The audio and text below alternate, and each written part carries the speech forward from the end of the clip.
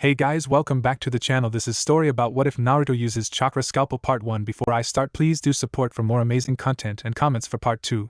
Do consider to subscribe my channel and share my video to your friends and check out the description as well. Let's start the video. Crack. Aya.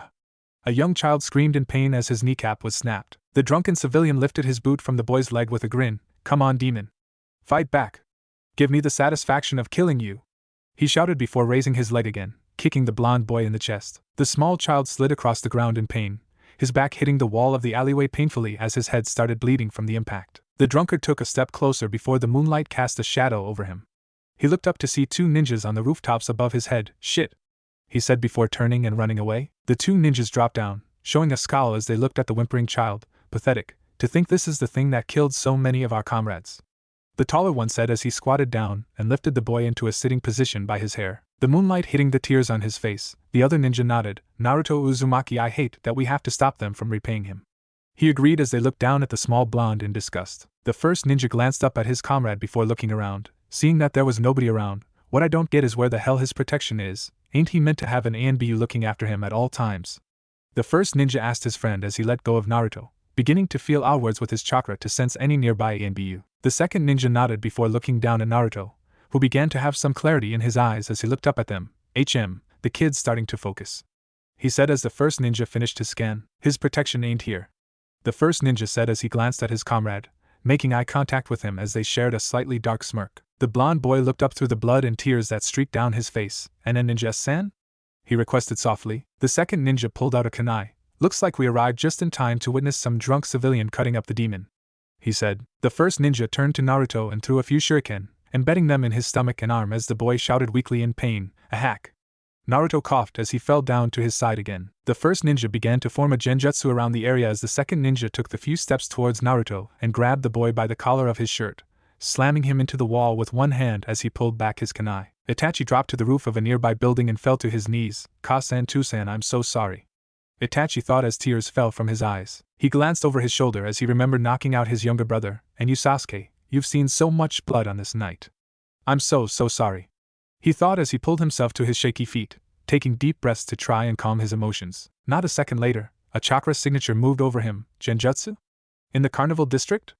Itachi asked himself as he looked to his side, activating his Sharingan as he looked around. Taking a few steps, Itachi looked down into the alleyway to see Naruto Uzumaki, his charge, be slammed into the wall. His eyes widened as time seemed to slow down, the Chunin's kunai moving towards Naruto's head. No. I refuse to let any more innocent blood be spilt tonight. Not if I can stop it, Itachi thought as he dove down towards the attacker. Naruto's eyes came into focus as he watched the kunai moving towards his eye. I'm done, Naruto said as the blade stabbed into his eye. Just as the blade stabbed through to the anterior chamber of his left eye, a black blur slammed into the ninja attacking him, ripping the kunai away and pulling not only his eye with it, but a slice of flesh from Naruto's nose, causing the blonde boy to fall back to the ground, screaming once more in pain. Itachi's elbow slammed the ninja's head into the wall, knocking him out in the simple movement before he turned towards the ninja casting the genjutsu, who only was just beginning to turn towards him anyway. Unforgivable, Itachi thought as he channeled all of his anger and sadness from the night into a single fist. Itachi charged at nearly untraceable speed towards the ninja, punching the back of his head with nothing but pure emotion. The ninja shot out of the alleyway, slamming through the glass window of a shop across the street. Itachi turned back to Naruto, his head clearer as he went into mission mode. Punctured lung and stomach, blade to his arm but not lethal. Both knees broken, right wrist broken and his eye, Itachi thought as he looked over Naruto, his mind racing to find a way to heal the boy. In 7 seconds he had all the information that he needed in his head. The minor medical ninjutsu I have can keep him alive for some time, up to 4 hours. I cannot be seen in the village as of 5 minutes ago. The hospital in the village will gladly let him die. I need a better medic outside the village. Tsunade Senju is currently leaving the village on her way to Tsunbaki town. That is 3 hours away and she left 4 hours ago. I need to get him to Tsunbaki and then find her. I have 3 hours and 59 minutes left, his brain told him as it gave him all the information that ANBU had on Tsunade's current location. Before another thought crossed his mind, Itachi was sprinting through the village, healing at first the minor wounds to ensure Naruto had enough blood to stay alive. Naruto wheezed once more in pain as he looked up to Itachi's face. Weasel-san, he thought before passing out. 2 hours and 41 minutes later, Itachi slid to a stop atop the tallest building in Tsunbaki town. Chakra signatures, he thought as he blinked on his Sharingan, breathing heavily as he was running low on chakra. Looking around the town, he could only see 3 developed chakra signatures, but they were all in different sections of the village. He placed Naruto down on the rooftop softly before forming a single hand seal, Shadow Clone Jutsu.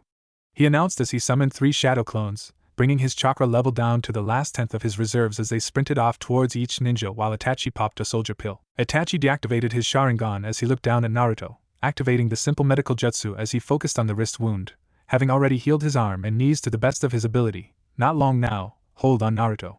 Itachi thought as he felt the bones begin to move into place, albeit much slower than he thought they would. Itachi blinked as the thoughts of his first clone sunk into his head, not her, but her assistant. That's good. Shizen-chan's coming this way. He thought as the last thought was of Shizen looking up towards the building he was on with a frightened look. The second clone was destroyed, giving its memories to Itachi. Damn, a hunter ninja so soon. He thought as the last thought was of some Inuzuka drilling into the clone's chest. Just as the third clone's memories were received, Shizen landed on the rooftop. Itachi-kun? What's going on? She shouted as she came to a stop. Looking up, Itachi spoke for the first time since he taunted Sasuke, his throat coarse and dry from his night so far. Help him, please.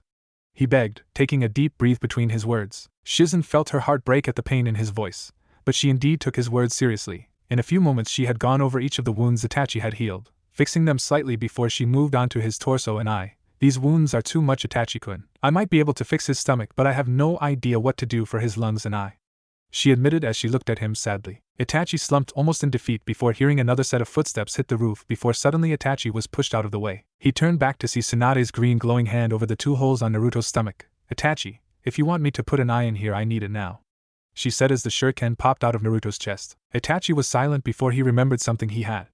Itachi formed a hand seal, summoning a black crow that landed on Naruto's shin. Thank you, but I need it back now, Itachi said to the crow. The crow nodded before it seemed to fall into feathers, leaving nothing but an eye in Itachi's outstretched hand. Tsunade glanced over and her eyes widened. What? A Sharingan?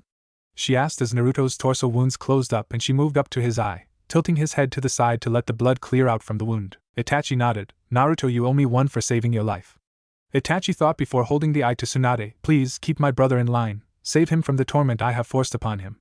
Itachi thought as he spoke shakily. Yes, please help him, Itachi said, his voice becoming stronger as the soldier pill began to kick in while she took the eye. Feeling the approaching chakra signatures, Itachi stood and turned. Don't say anything please, just save him, Itachi said as he pulled out his sword. Not a moment later, some Inuzuka and 3 masked hunter nins landed on the roof. Itachi Uchiha, come with us or you will be killed on sight, some shouted. Tsunade kept her focus on healing Naruto as Shizen looked down confused. Itachi's face took a blank expression as he began walking towards the hunter squad. My name is Itachi Uchiha.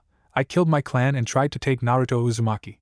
I wanted his demon's power to grow ever stronger, he said as he held his sword high, but now he's dead. And so will you be, he said before charging forward. The hunter squad moved into position to try and capture Itachi just as some led the attack. Getsuga, she and Kuramaru shouted, attacking Itachi in a cyclone of claws and fangs. Itachi's Sharingan sparked to life as he timed his movements perfectly, moving between the two and landing a shallow cut along Tsume's spine, taking a glancing hit to the back thanks to Kuramaru. The group of ninjas paused as Tsume fell out of her attack, giving Itachi the needed opening to escape. He glanced back, making eye contact with Tsunade and Shizen, both of whom were confused but focused as he tried to make them hear his thoughts. Please, look after Naruto, he thought before leaping off of the building. One of the ninjas threw a handful of shuriken at Itachi, but as they hit him, the Uchiha man turned into a murder of crows, spreading out and disappearing into the night. Tsume glanced up, after him, she shouted as she got to her feet, glancing back at Tsunade and Shizen. Are you two okay? She asked, not recognizing them in the night light. Tsunade nodded before looking down. Just get the bastard who hurt this poor boy, she shouted. Tsume scoffed at being ordered by a civilian before she chased after her team and after Itachi. The rooftop was silent as Tsunade continued her surgery, implanting the Sharingan Itachi gave her into the empty socket of Naruto's eye. Shizen merely sat in silence, confused and hurt by the actions that had taken place. It was nearly sunrise when Tsunade finally leant away from Naruto. So this boy's name is Naruto Uzumaki, Tsunade said as she looked down at his closed eyes. The boy with the 9 tails and now a Sharingan, she said before standing and turning away. Let's go, Shizen, she said before beginning to walk towards the side of the roof. Shizen looked after her master in shock before looking down at Naruto. I am not leaving him, Shizen said before picking Naruto up in her arms, holding his small 6-year-old body against her own like he was but a toddler. Tsunade glanced over her shoulder. I wanted to distance myself from that damn village, but I guess she's right. I can't let a kid fend for himself out here, Tsunade thought before looking away. Fine, let's get a move on Shizen, she said before dropping off of the rooftop. Shizen adjusted Naruto until he was on her back in a piggyback position. Don't worry Naruto-chan, I won't let Itachi-kun's sacrifice go to waste," she said as she held him tight and began to follow after her master. Fire style, grand fireball jutsu. Itachi shouted as his attack hit the water of the river he leapt over. The water was instantly superheated, raising a burning steam that would bring any person to an incapacitated state while covering their view of him, forcing his pursuers to stop lest they be boiled by the heat. Itachi quickly formed a few hand seals, using the very last of his extra reserves of chakra to make a ninjutsu, earth style, hiding like a mole technique, he said to himself before he disappeared into the ground. Itachi closed his eyes and sat still as he rested, feeling through the earth his pursuers run right past his location and continue running a few minutes later. Now I have time to rest, he thought to himself as he took a deep breath, glancing up to the tiny air hole above him as the sunlight began to hit it. Sasuke, Naruto, be safe, both of you, Itachi thought before closing his eyes once more and relaxing. 2 days later, the midday sun danced across Naruto's locks as he began to stir. He slowly opened his eyes as he looked around in a daze. Am I alive? He thought weakly before reaching his hand up to his eye, his last memory being the pain he felt as it was ripped out. Feeling a bandage over it, he sighed. Hospital, he thought as his other eye began to clear up, seeing a blurry shape sitting next to his bed. He took a few minutes, but as Naruto sat up, he reached out and placed a hand on the sleeping woman's shoulder. Excuse me, Naruto said in a soft yet rough voice. Miss?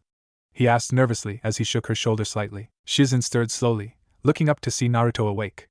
The moment the realization registered, she shot to her feet. Naruto-chan, she exclaimed before fussing over him like a sibling or parent. Naruto just sat silently in shock as Shizen hugged and looked over his body, confused and feeling drained after whatever happened. Naruto began to come out of his shock before he pushed Shizen off of him. Where am I? Who are you? He asked, feeling scared. Shizen realized she may have been overwhelming the boy, so she leant back as she answered his questions. We're in a hotel room in Sunbaki Town, Naruto. My name is Shizen Namikaze. Do you remember how you got here? She asked softly. Naruto shook his head. I remember being hurt, he said, resting his hand on his stomach, finding that there wasn't a single scratch on him. Shizen nodded. A friend of mine brought you to me and my master so that we could heal you. You're fine now, but there has been a small change to your body. Mainly your eye, Shizen said, gesturing to her own left eye. Naruto reached up and placed a hand over the bandages, remembering a ghost of the pain he felt as it was ripped from his skull. So, I still got 2 eyes? He asked, relaxing a bit more as he was beginning to feel more comfortable around Shizen. Shizen smiled softly and nodded. Yep, do you want to come with me to get some breakfast? Tsunade-sama went to the Hidden Leaf village last night to see what exactly caused all of this, and she said she'll be back sometime around lunch today. Shizen asked. Naruto felt a rumble in his stomach. Thanks, but I don't think they'll get me anything, he said softly before looking to the side. Naruto, we're not in Konoha anymore.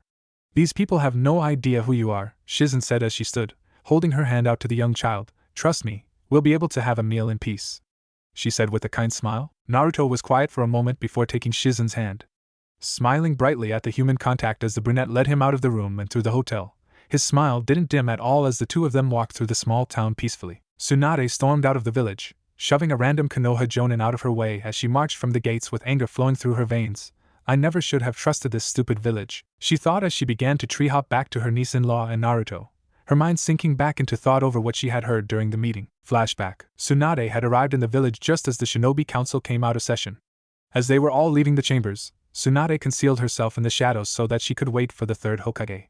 But after everyone had left and 5 minutes had passed, Tsunade was left scowling as the old man never came out. Tsunade stepped into view before opening the chambers, ready to shout out to the old man until she saw him. He lay with his face down on the desk of the Hokage's seat, his hat discarded to the floor as he sobbed silently, his shaking breath being the only sound echoing around the room. Tsunade walked towards him, the clacking of her heels causing him to look up before he cleared his throat, ignoring the tears that flowed from his eyes as he tried to talk calmly. Tsunade, you're back here again so soon? He asked. The Senju woman merely ignored him as she leapt over the first 2 rows of tables to land on the one next to him. Yeah, why are you crying, Sarutobi-sensei? Tsunade asked with a worried frown. The third Hokage tried to hold his emotions back as he spoke. Minato trusted me to look after his son and the boy. I've been informed that Itachi killed him after the massacre, he said before looking down. Why would he do that? Naruto had nothing to do with, he said before trailing off and shaking his head as more tears began to flow from his eyes. Tsunade raised a brow. The kid isn't dead. Itachi brought him to Shizen and I as we split up for dinner the other night, Tsunade said simply. Hiruzen looked up at her with wide hopeful eyes, his gaze shaking as his mind worked at full speed. Tsunade had no idea how he had even come to the idea, but his next words seemed as sure as can be. Tsunade-chan, I need you to keep this a secret, keep him out of the village, Hiruzen said as he stood. Tsunade raised a brow. Huh? I thought you'd want him back? This is his home after all. she asked as the third was wiping the tears from his face. He shook his head as he pulled his arm back to his side. This village was a hell for him. I always thought that the people here would forget their sorrows. I never thought they would blame him for it, but seeing as Itachi sought to bring him to you, he always knew what was right. Hiruzen said as he looked down at his Kage robes. It should be Itachi in these, not me, he said. Tsunade gasped at the old man's words. He believes in Itachi that much? She thought as Hiruzen bowed low. Tsunade, please care for Naruto. Bring him back when he's strong enough to protect himself, but until then, please make sure he's safe. He begged her, tears of shame falling from his eyes and onto the floor. Just then, the two heard the door moving as it slowly opened. So Tsunade stepped up to her old sensei and hugged him tightly, whispering in his ear to keep their conversation secret. Yes, okay? I'll do it. I'll try to bring him back at some time. You know how to contact me, she said softly. Hokage-sama? The Chunin asked. Tsunade stepped back from the Hokage, who hid his tear-stricken face by kneeling and dusting off his hat. Yes, Kurenai? He replied. The Chunin stepped all the way into the room and bowed. The civilians are throwing a street party over Naruto's death. I want to stop it, she said with a frown. Tsunade's eyes widened. They really wanted him dead? The boy who's been the savior and sacrifice of the village, and Tsunade's thoughts trailed off as she couldn't seem to wrap her head around the idea of hating such a feeble child. Hiruzen nodded before glancing to Tsunade. Please take care of it on your way out, he asked softly before disappearing in a shunshin. Tsunade nodded before leaping over to Kurenai. Show me then, Tsunade ordered as she was led outside. Flashback end. Tsunade shook her head before looking behind her, seeing the small amount of smoke that had occurred when she brought down the stage that the main party had been happening on. How dare they do this? He's just a misunderstood child, she shouted in her mind before she used her perfect chakra control to launch herself farther and faster than most ninja wish they could. Shizen smiled as she carried the bandaged Naruto on her back. The blonde was laughing even though they weren't doing anything spectacularly fun. To her it seemed he was just happy to be with someone that enjoyed being with him. What do you want to do, Naruto-chan? Shizen asked. Naruto blinked widely as his laughing came to a pause. I don't know, he said with a grin. Shizen couldn't help but grin over her shoulder at him. Well, how about the playground? Look, there are other kids there, she said with a nod towards the playground off to their left. Naruto glanced at the playground before seeing an empty swing set. Okay, but can you come with me? He asked timidly. Shizen was curious about his sudden timidness, so as she put him down she asked him, why are you so shy, Naruto? You don't need me to have fun, she said. Naruto quickly grabbed her hand, not wanting to let go of her as he spoke quietly. I want to go on that, he said, pointing to the swing. Shizen nodded. Then let's go, she said before jogging slowly, causing Naruto to start smiling and laughing again as he ran just to keep up with her. She put him on the swing and they began to play as Shizen noticed something. He's not swinging properly, like he's never been on one before, she thought as she realized that Naruto very well might not have ever had a chance to play like this. Shizen, Naruto and Shizen glanced off to the side to see Tsunade walk from the trees with a smile on her face. Naruto didn't know who she was, so he was suddenly feeling nervous even though Shizen definitely wasn't. Tsunade-sama, you're back, Shizen exclaimed as she began pushing Naruto softer. Tsunade came to a stop leaning against the pole of the swing set, watching with a soft smile as Naruto looked at her curiously with his one visible eye. Yeah, I am.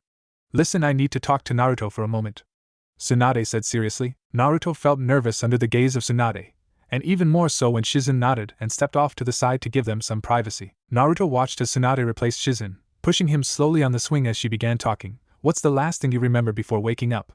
Tsunade asked. Naruto glanced over his shoulder at her before answering quietly. My eye was ripped out, he answered timidly. Tsunade nodded. Were they ninjas or civilians who did it? She asked. Naruto stayed looking forward this time as he answered. Ninjas, I think. They had green jackets on like the older ninjas, but they didn't look that old. Tsunade nodded. So, they were probably Chunin, she thought before pushing Naruto again as she talked. The third Hokage asked me to look after you until I think you're ready to go back to the village. The only requirement was that you be strong enough to defend yourself. Okay? Tsunade asked. Naruto looked over his shoulder at Tsunade. You mean, I can stay with Shizen-chan and you? He asked hopefully. Tsunade smiled and nodded. Yeah, sure.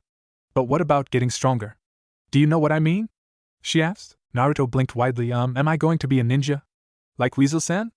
Naruto asked. Tsunade raised a brow. He did know Itachi. It seems like he looks up to the man as well, she thought before nodding. Sort of. I'm going to teach you a little differently to how he was taught, she said with a slight smirk. Naruto tilted his head. But lady, how can you teach me? Are you a ninja too?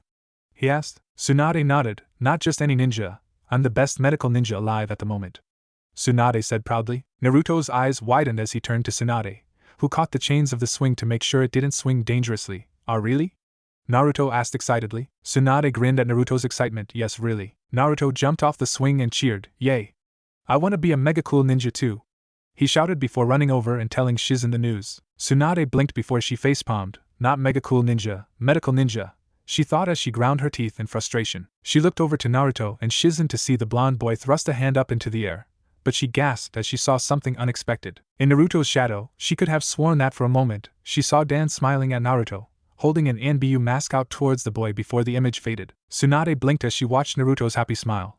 Maybe I guess I can put my faith in one more person, she thought with a soft smile before walking over to the duo. 4 years later, boom, Shizen covered her eyes from the dust that blew her way. She kept her eyes covered until she heard Taunton speak up. Oink. Shizen looked up and smiled at what she was beginning to see. As the dust settled, a 10-year-old Naruto was shown standing in a crater nearly the size of a cart, his fist resting against the bottom of the crater as he stood. He turned towards the clapping from Tsunade, who was grinning. Looks like you finally got the control down, Naruto-chan.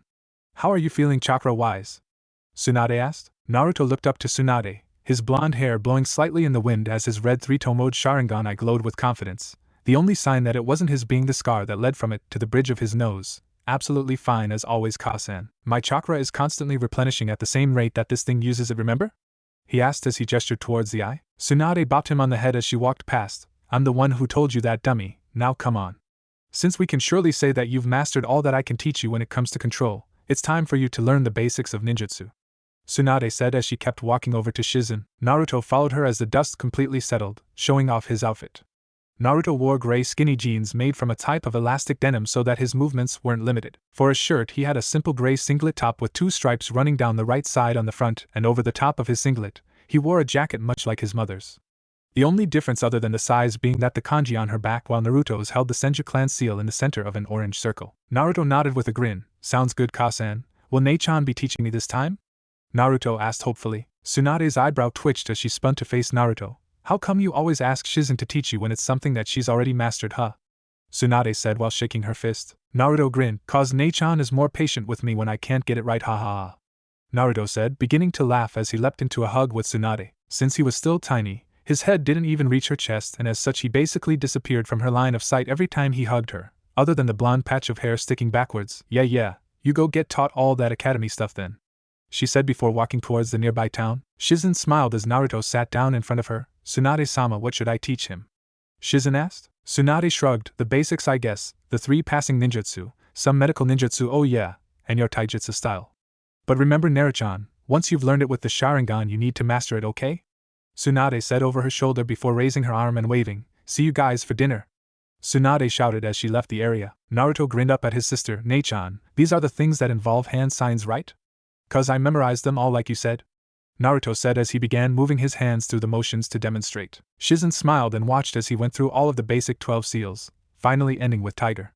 Very good, Naruto, now I'm going to teach you a basic skill, the substitution jutsu, Shizen said with a smile before diving into her explanation and demonstration. 2 years later, ninja art, mystical fast healing jutsu, Naruto said to himself as he healed the scrape along his knee in a matter of seconds. He looked up to Tsunade and grinned. Got that down pat. So what are we learning now, Ka-san? Naruto asked cheerily, trying to get Tsunade to lighten up. Over the past few days, Tsunade had been living with a permanent frown on her face ever since she received a letter from some bird which had landed on Naruto's head.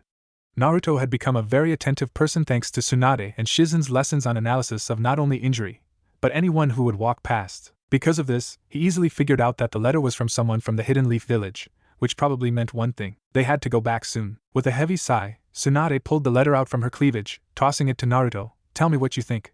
Either way, I'm not leaving you by yourself, so tell me what you want to do and we'll do it, Tsunade said as she sat on the grass next to the blonde as he unfolded the letter. Hello again, Tsunade. I think it's time. After 6 years he's at the appropriate age to take the genin exam. If he's at that level yet, I would like for him to come back and take the exams with the rookie year. I hope all is well. Have you heard from Itachi?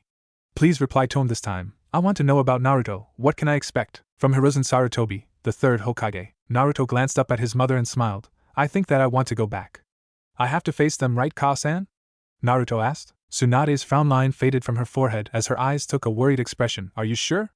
After what they did to you, Tsunade said softly as she hugged him to her side. Naruto smirked and nodded, glancing up at her with his Sharingan. I can handle it, especially since we both know that I can learn more there. Since he felt Tsunade's hand squeeze his shoulder tightly. They got scrolls and stuff there, Naruto said, quickly changing his sentence so that he wouldn't get smacked. Tsunade smirked. Alright, well, you know where we are, right?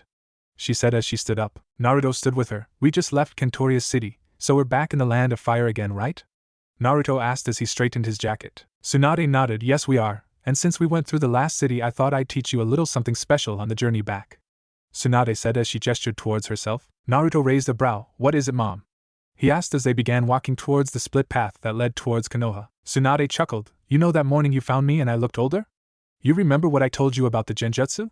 Tsunade asked. Naruto nodded with a frown. But I don't need to look younger, Mom.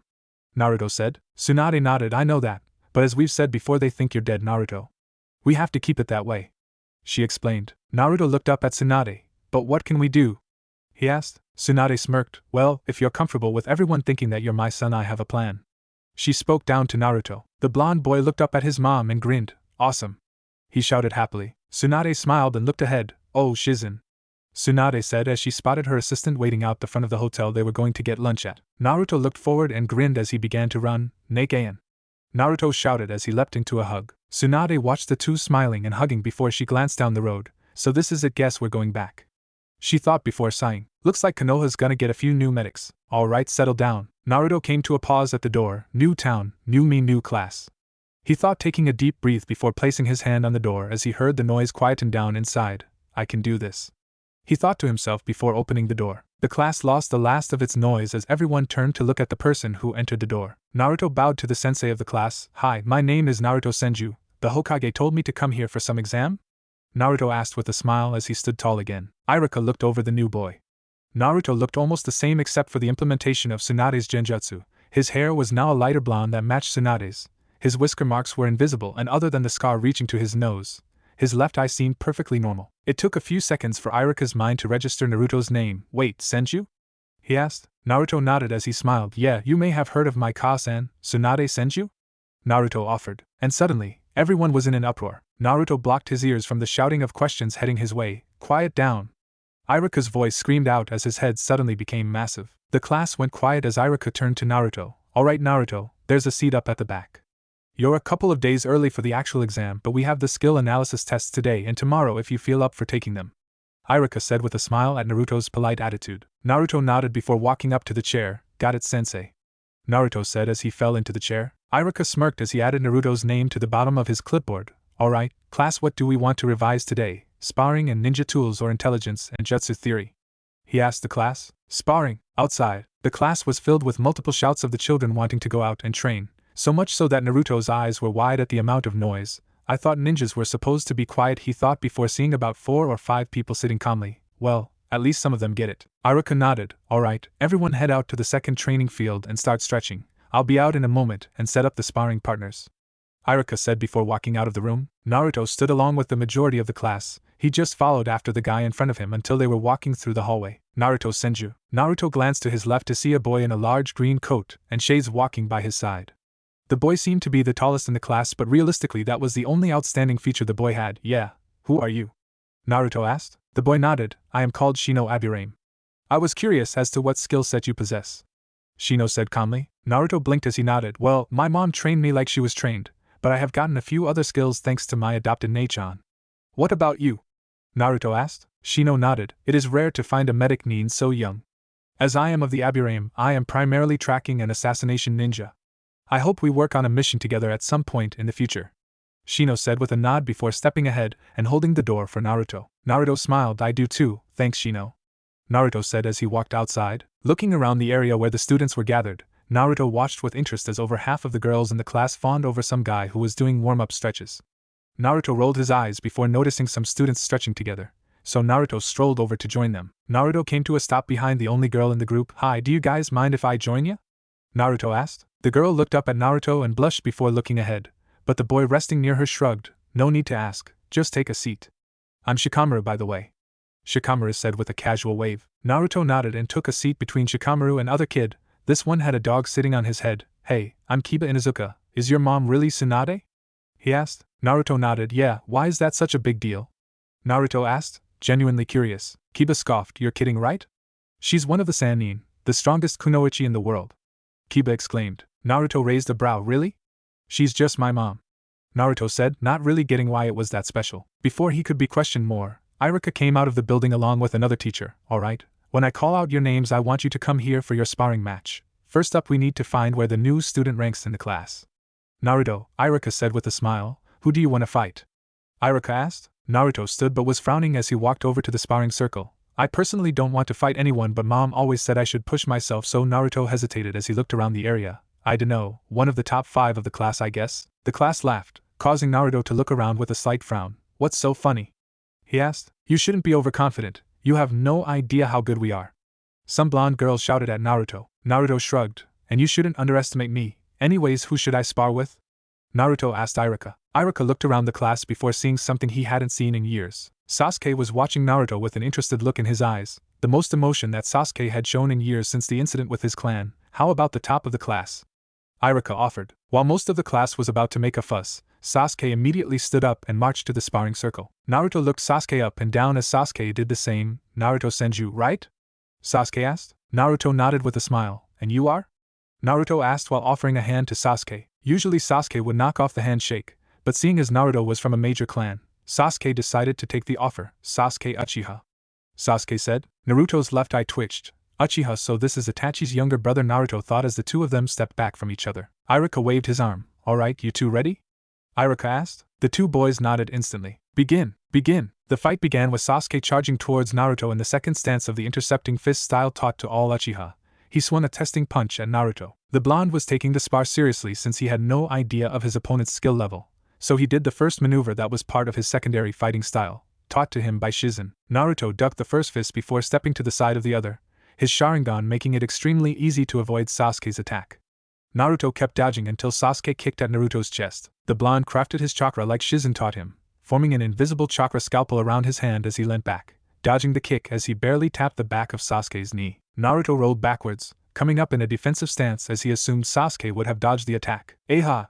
Sasuke shouted in pain as the back of his knee opened up, causing him to fall to the ground shouting in pain. Many of the students of the class began screaming in shock or fear as Naruto's eyes widened. What the hell?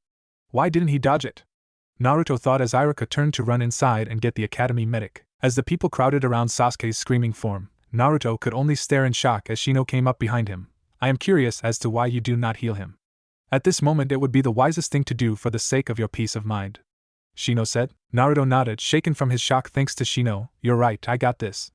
Naruto said before running into the group of people, pushing them out of the way until he came to a stop by Sasuke's side. Though Naruto had read all the books and been taught all the techniques, this was still only the second person, other than himself, that he had worked on and as such, took a few seconds more than may have been necessary to form the hand seals, ninja art, mystical palm healing jutsu.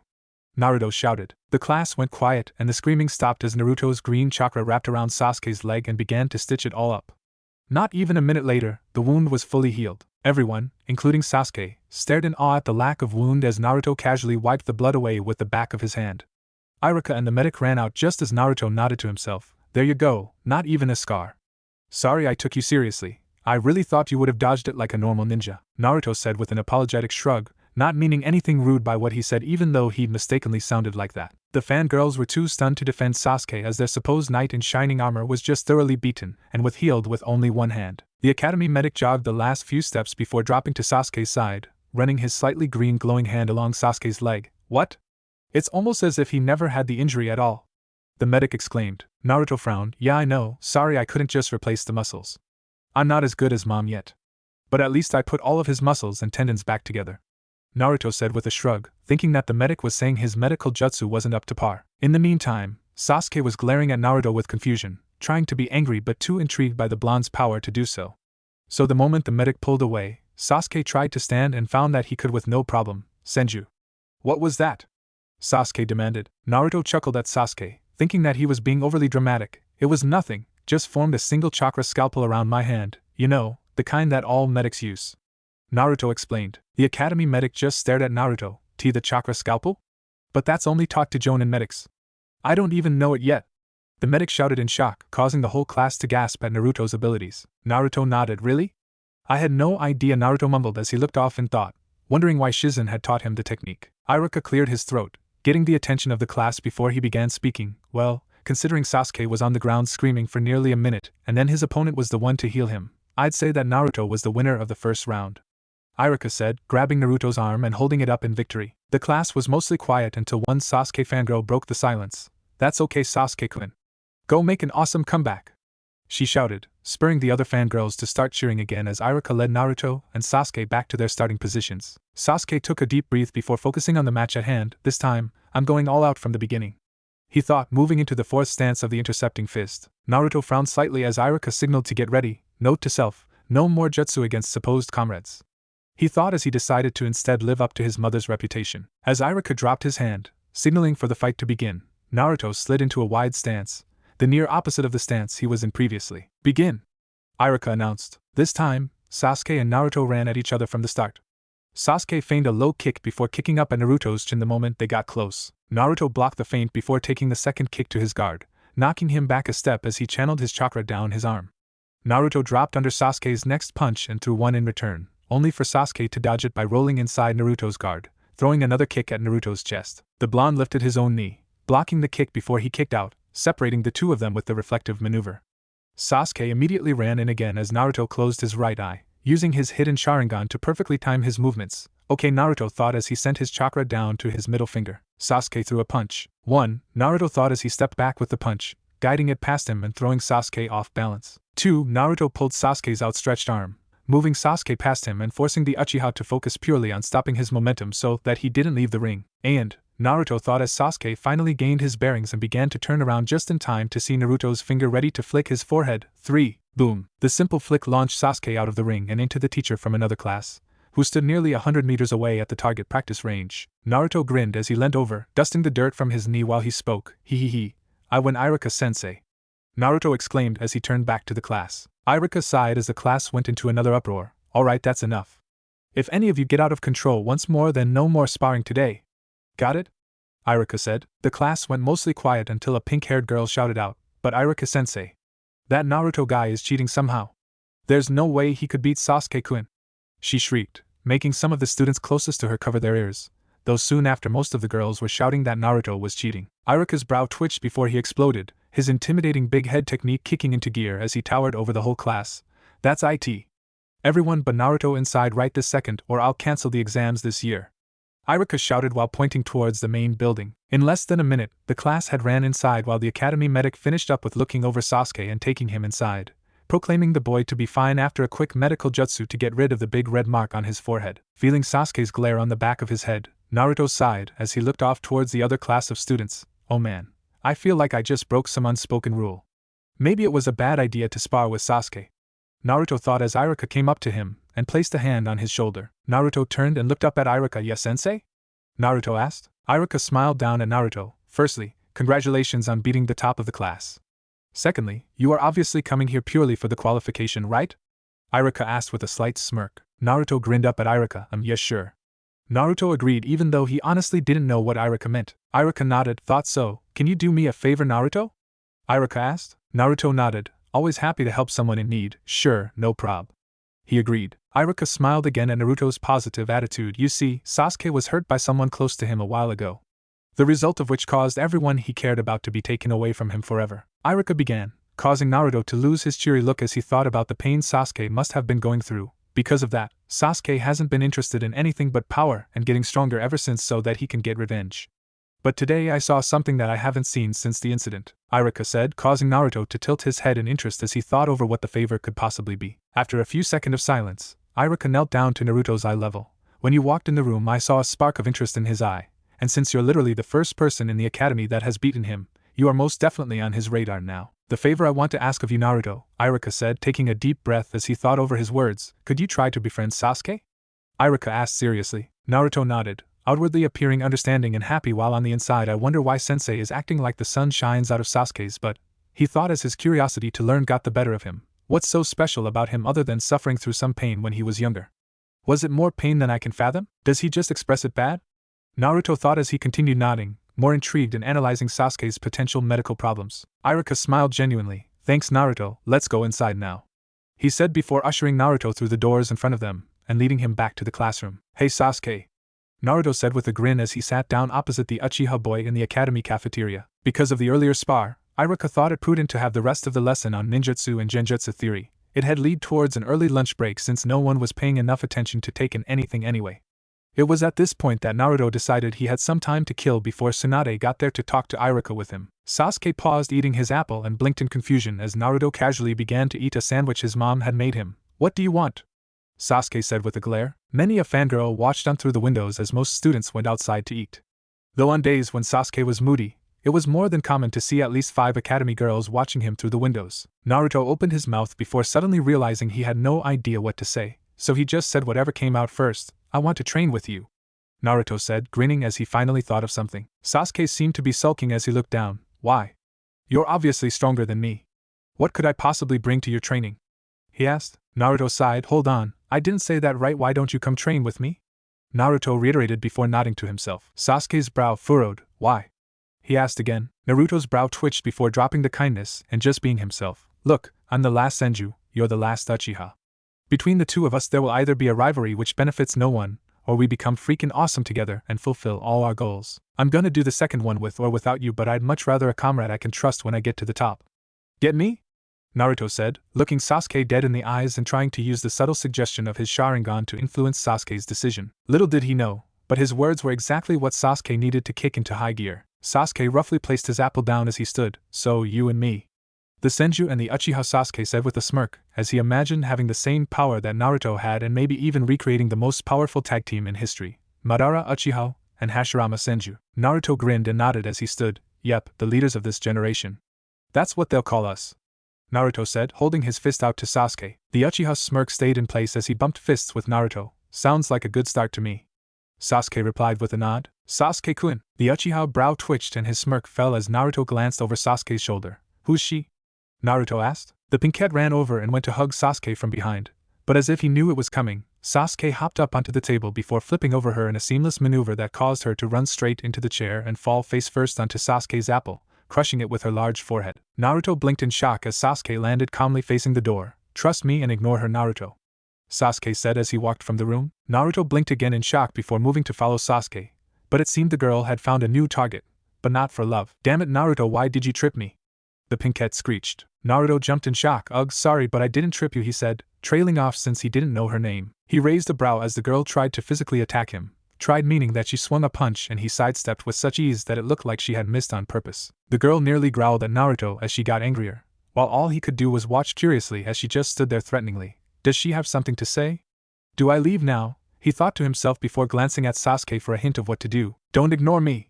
The pinkette screamed the moment he looked away before she swung a punch at him once more. Naruto stepped out of her way, bored of her weird attitude and not understanding that when she was like this most people would just stand there and let her hit them. So, he decided to end it. She threw her next punch. 1, 2, 3. Naruto thought as he moved through the steps, aiming his middle finger at her forehead. Flick, boom, asterisk. The girls at the window screamed as they jumped away from the glass, which only a second later, Sakura came flying through. Naruto smirked to himself before hearing the oddest sound he had ever encountered. Naruto glanced over to Sasuke's retreated form to see the Uchiha boy was chuckling slightly, but he appeared shocked that he was doing so. Naruto raised a brow as Sasuke suddenly stopped. Okay, that's a little weird. Who gets shocked at their own laughter? Naruto thought as he watched Sasuke continue leaving the room. Naruto blinked before shrugging and turning back to his sandwich, deciding that he should finish his food before heading out to find Irika's office. The third Hokage sighed in annoyance. Why won't you give me a straight answer with this, Tsunade? Hiruzen asked as he rubbed his temples. Tsunade stood with a frown on her face as she leant against the wall, looking out the Hokage's window in the direction of the academy. I'm being honest, I don't know his strength level. I just know that he hasn't been able to beat me or Shizen yet, she explained for the 5th time. Hiruzen's frown stayed in place as he watched Tsunade. You really didn't train him in combat at all? He clarified. Tsunade sighed as she stared out the window still. I trained him in how to be a medic and my chakra strength. Shizen taught him the ninja requirements of the old system's genin, and the rest he taught himself under her supervision from our technique scrolls, which were mostly medical arts anyway. The only ninja experience he's had in training against us, so I don't know how he managed going all out, she said, truly believing that Naruto didn't have any fighting experience in a real-world situation. Hiruzen stroked his beard. Well, I guess I'll talk to Irika before I finally see Naruto again. The third mumbled to himself with a small smile before smiling at Tsunade. I hope he still remembers his Gigi, he said to her with a smile. Tsunade smiled back. He does, sensei, don't you worry about that, she said, smiling alongside the old man. Sarutobi nodded before turning to some papers on his table. Okay, now, let's get down to business. I want you to join the Kage's guard. A Sanin's presence will. Fuck no. Hiruzen stared at Tsunade in shock since he had never heard her swear. Tsunade, he exclaimed. Tsunade rolled her eyes. You stated that Sanin status gives us the right to leave the village for business anytime I want, and if you try to get me to do things that I don't think are important, then I'm gonna use that right to leave," she said with a smirk. The old man blinked in slight shock at Tsunade's sudden dominance, his brain slowly rebooting as he tried to fathom that this strong Tsunade was the same woman who he held as she cried enough to drown a fish over Dan. He took a deep breath as he shook his head. "Fine then, go do whatever you want. But I really wish you'd help the village while you're here," he said. Tsunade raised a brow. "Did you think I'd just sit back and drink the whole time, old man? I have plans to make this place better already," Tsunade said with a slight smirk. Hiruzen looked at Tsunade expectantly. "Really?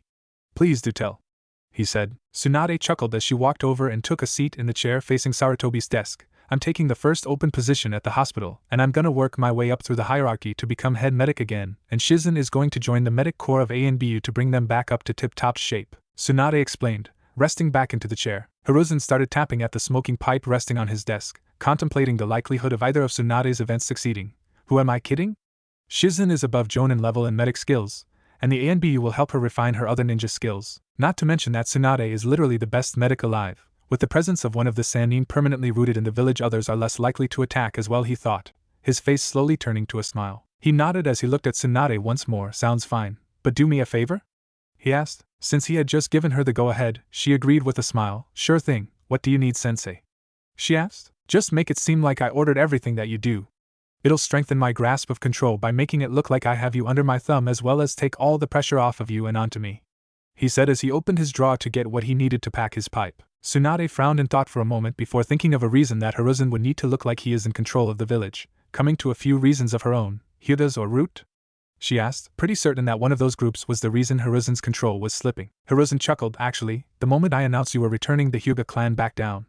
I do believe Hayashi still has a soft spot for you, Tsunade," he said as he lifted his pipe to his lips, the contents a distinguishing green and brown. Tsunade sighed. "I still don't get why. I'm a decade older than him, and I've proven that I can stop his advances with force if need be," she said before directing a frown towards the old man's pipe. "I thought you were planning to cut down smoking while working?" she asked pointedly, since she was the one who told him to slow down. Hiruzen pointed at the wall, giving Tsunade a few seconds to look over to the clock just before it struck 1300 hours. "I'm on my lunch break," Hiruzen said before lighting his pipe and leaning back in his chair to relax. Tsunade rolled her eyes. "Fine. Is there anything else, sensei?"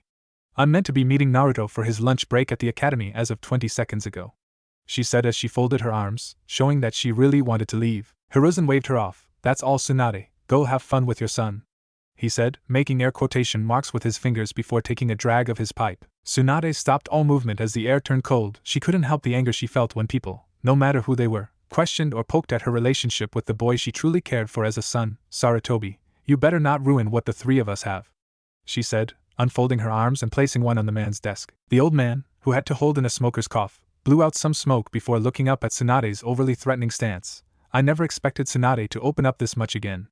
I guess Naruto's charm still hasn't left him," he thought with a slight smile. Hiruzen nodded to himself, ignoring Tsunade's threatening pressure completely as he leant forward, looking up at her again. "You, Shizen and Naruto are now the last remnants of three major clans, the Senju, Namikaze and Uzumaki. The safest option for all of you is to remain hidden together," the old man said, his own pressure beginning to drown hers out with seemingly little effort on his part. His soft gaze suddenly turned to a promising glare. "There is absolutely no way I would do anything to threaten him. Not after all this," he said. Tsunade felt his words as if the promise was a physical force pressing down on her. She smiled, knowing her sensei would do everything to make sure they were okay. "Dinner at my place, 8 o'clock. You coming?" she asked as she walked over to the old man's windowpane. Sarutobi chuckled as he brought his pipe to his lips once more. "Wouldn't miss it, Tsunade-chan," he said before lighting up. Tsunade nodded with a smirk before she leapt out into the air, forming a one-handed ram seal before she disappeared in a standard leaf shunshin. Iruka was staring down at his paperwork, his mind still stuck on Naruto and Sasuke's fight. Though Naruto was obviously the stronger of the two, there was a definite difference in the way they fought. Naruto's steps were like a well-practiced dance, he was in control the entire time, yet Sasuke's moves were perfected, each attack aimed at a vital point. He just wasn't even close to being fast enough. Naruto seemed to move like he was used to a far stronger opponent. Iruka thought before leaning back in his chair. He had enough time to go to his office and get a fresh coffee twice over during the first half of the lunch break, but he thought it better that he spend more time focusing on his students' paperwork and how best to help them pass their genin exams. Knock. Iruka glanced over at the doorway to see Naruto waving to him. "Come on in, Naruto. How are you finding your first day?" Iruka asked as he waved the boy over. Naruto smiled as he entered. "It's okay, I guess. Has my mom come by?" Naruto asked. Iruka raised a brow. "Tsunade Senju? Here?" I don't see why she Irika began before trailing off as he glanced over Naruto's shoulder. Naruto turned to see his mother confidently stride into the room. Ka-san. Naruto exclaimed with a grin. Tsunade ruffled Naruto's hair as she walked past before taking a seat opposite Irika, leaning against the first row of desks. Hey Naruto-chan, she said before looking Irika up and down. I don't know if you're qualified to teach my son. Tsunade commented, earning a scowl from Irika. Oh great, she's just like those other selfish clansmen. I thought she'd know that you don't have to be from a noble clan to be a good ninja.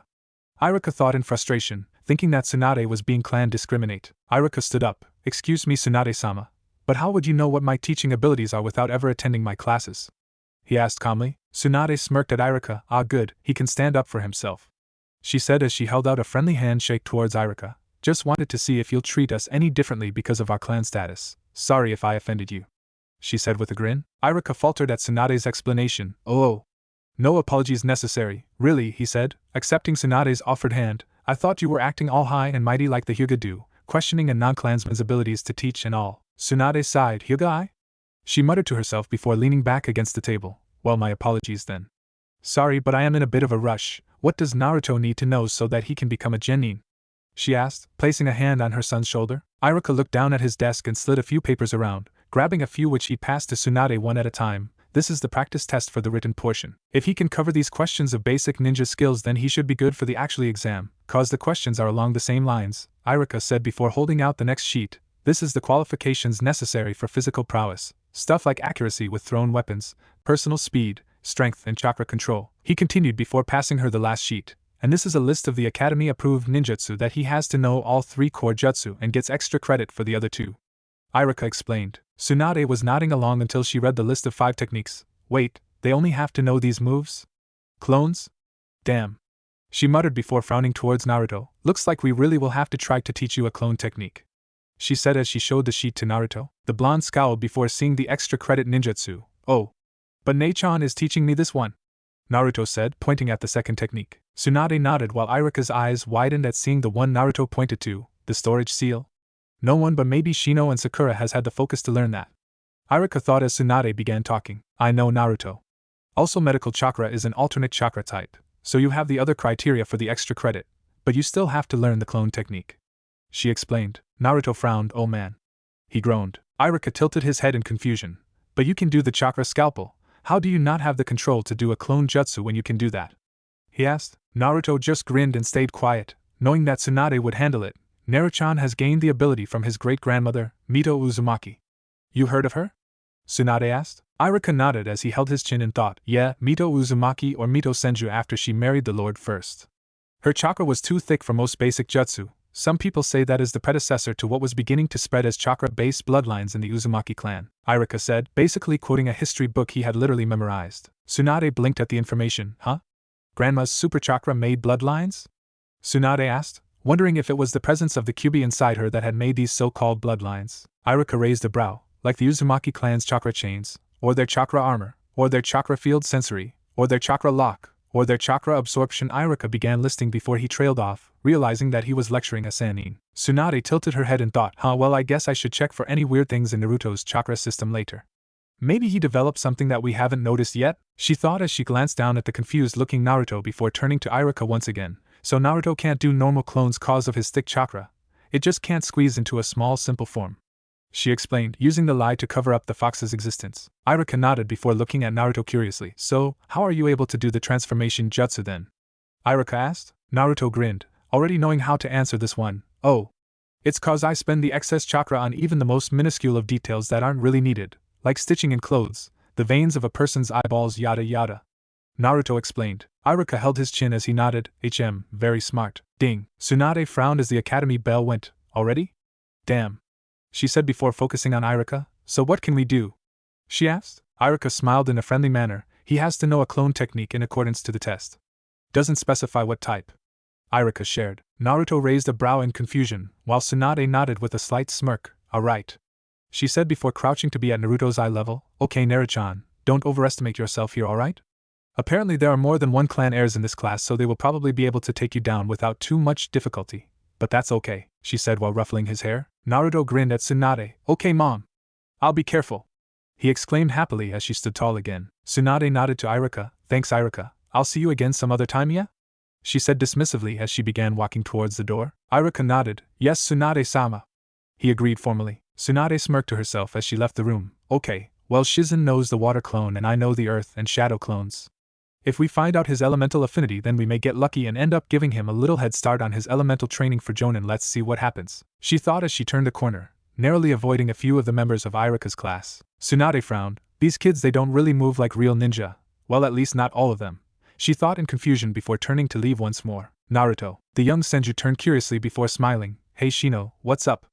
Naruto asked. As Shino came to a stop next to Naruto, he glanced around, checking the area was clear before he spoke softly. I am aware you are under an extremely high-level transformation technique, or genjutsu, that seems to be hiding only your face. The reason you do this is what exactly? Shino asked. Naruto's eyes widened. What? Shino, how do you know that? You can't know that, Naruto shouted, drawing the attention of many of the parents and children that were being picked up from the academy. Shino raised an eyebrow. He was about to speak when he felt a hand on his shoulder. Naruto and Shino both looked over the bug user's shoulder to see a man who looked and dressed very much like Shino. Father. Shino greeted. Shibi Abirame nodded in return. Son, he said before looking at Naruto, I now understand our dinner invitation. Naruto-san, I shall see you at another time, Shibi said before he and his son were gone in a shunshin. Naruto frowned. Oh man, how'd they know?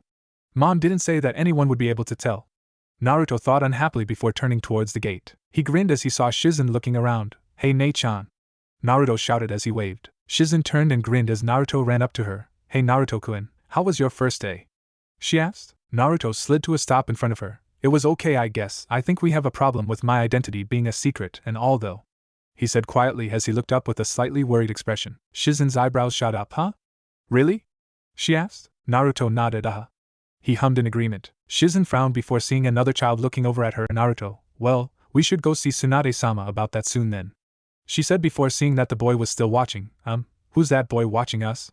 She asked her little brother figure. Naruto turned with a curious look on his face before seeing Sasuke, watching with a hate-filled glare at the families that didn't notice him. His glare softened slightly as he saw Naruto waving him over. That's Sasuke. I guess you could say he's a friend? Naruto said, not really sure of his own words. Shizen smiled down at Naruto. He has a friend so soon? That's good, she thought before looking at the lonely boy approaching them. Maybe it would be a good idea to invite him to the dinner party tonight, she thought as Sasuke began to slow. Sasuke nodded to Naruto. Naruto. Sasuke mumbled before nodding to Shizen, not saying her name in welcome since he did not know it. Naruto, being his curious self, looked around in confusion. Who's come to pick you up? Naruto asked. Sasuke's eyes turned towards the ground as his glare came back full force. No one, Sasuke said simply. Shizen's eyes widened in recognition. He must be an orphan like Naruto-kun, she thought sadly before looking at Sasuke with a kind smile. Well, if that's so, Sasuke, would you like to come with us for a while? We've only got some training planned for the afternoon, but Naruto needs a sparring partner, Shizen said. Sasuke looked up at her, his glare gone as his expression seemed frozen in a mask of emotionless. He didn't say anything for a moment, but that was mainly because Naruto spoke quicker. Oh yeah. Can you help Sasuke learn the storage seals so that he can get extra credit? That way we'll both be top of the class, right? Naruto shouted happily. Shizen nodded as Sasuke looked at Naruto with widened eyes. He knows the extra credit material? Sasuke thought to himself in disbelief. Shizen raised a brow at Sasuke's expression. He thinks that's impressive? Geez, I thought they'd be trained better. Aren't they about to graduate to Genin? She thought to herself with a small frown. Well, let's get going then, Naruto exclaimed cheerily before running off. Sasuke watched Naruto start running with confusion before Shizen poked his forehead. Hey Sasuke-kun, pay attention and keep up, yeah? She said before sending Chakra to her feet and jumping. Sasuke stared with wide eyes, stunned that the seemingly normal woman just jumped all the way to land perfectly next to Naruto, turning to sprint along with him. Wait!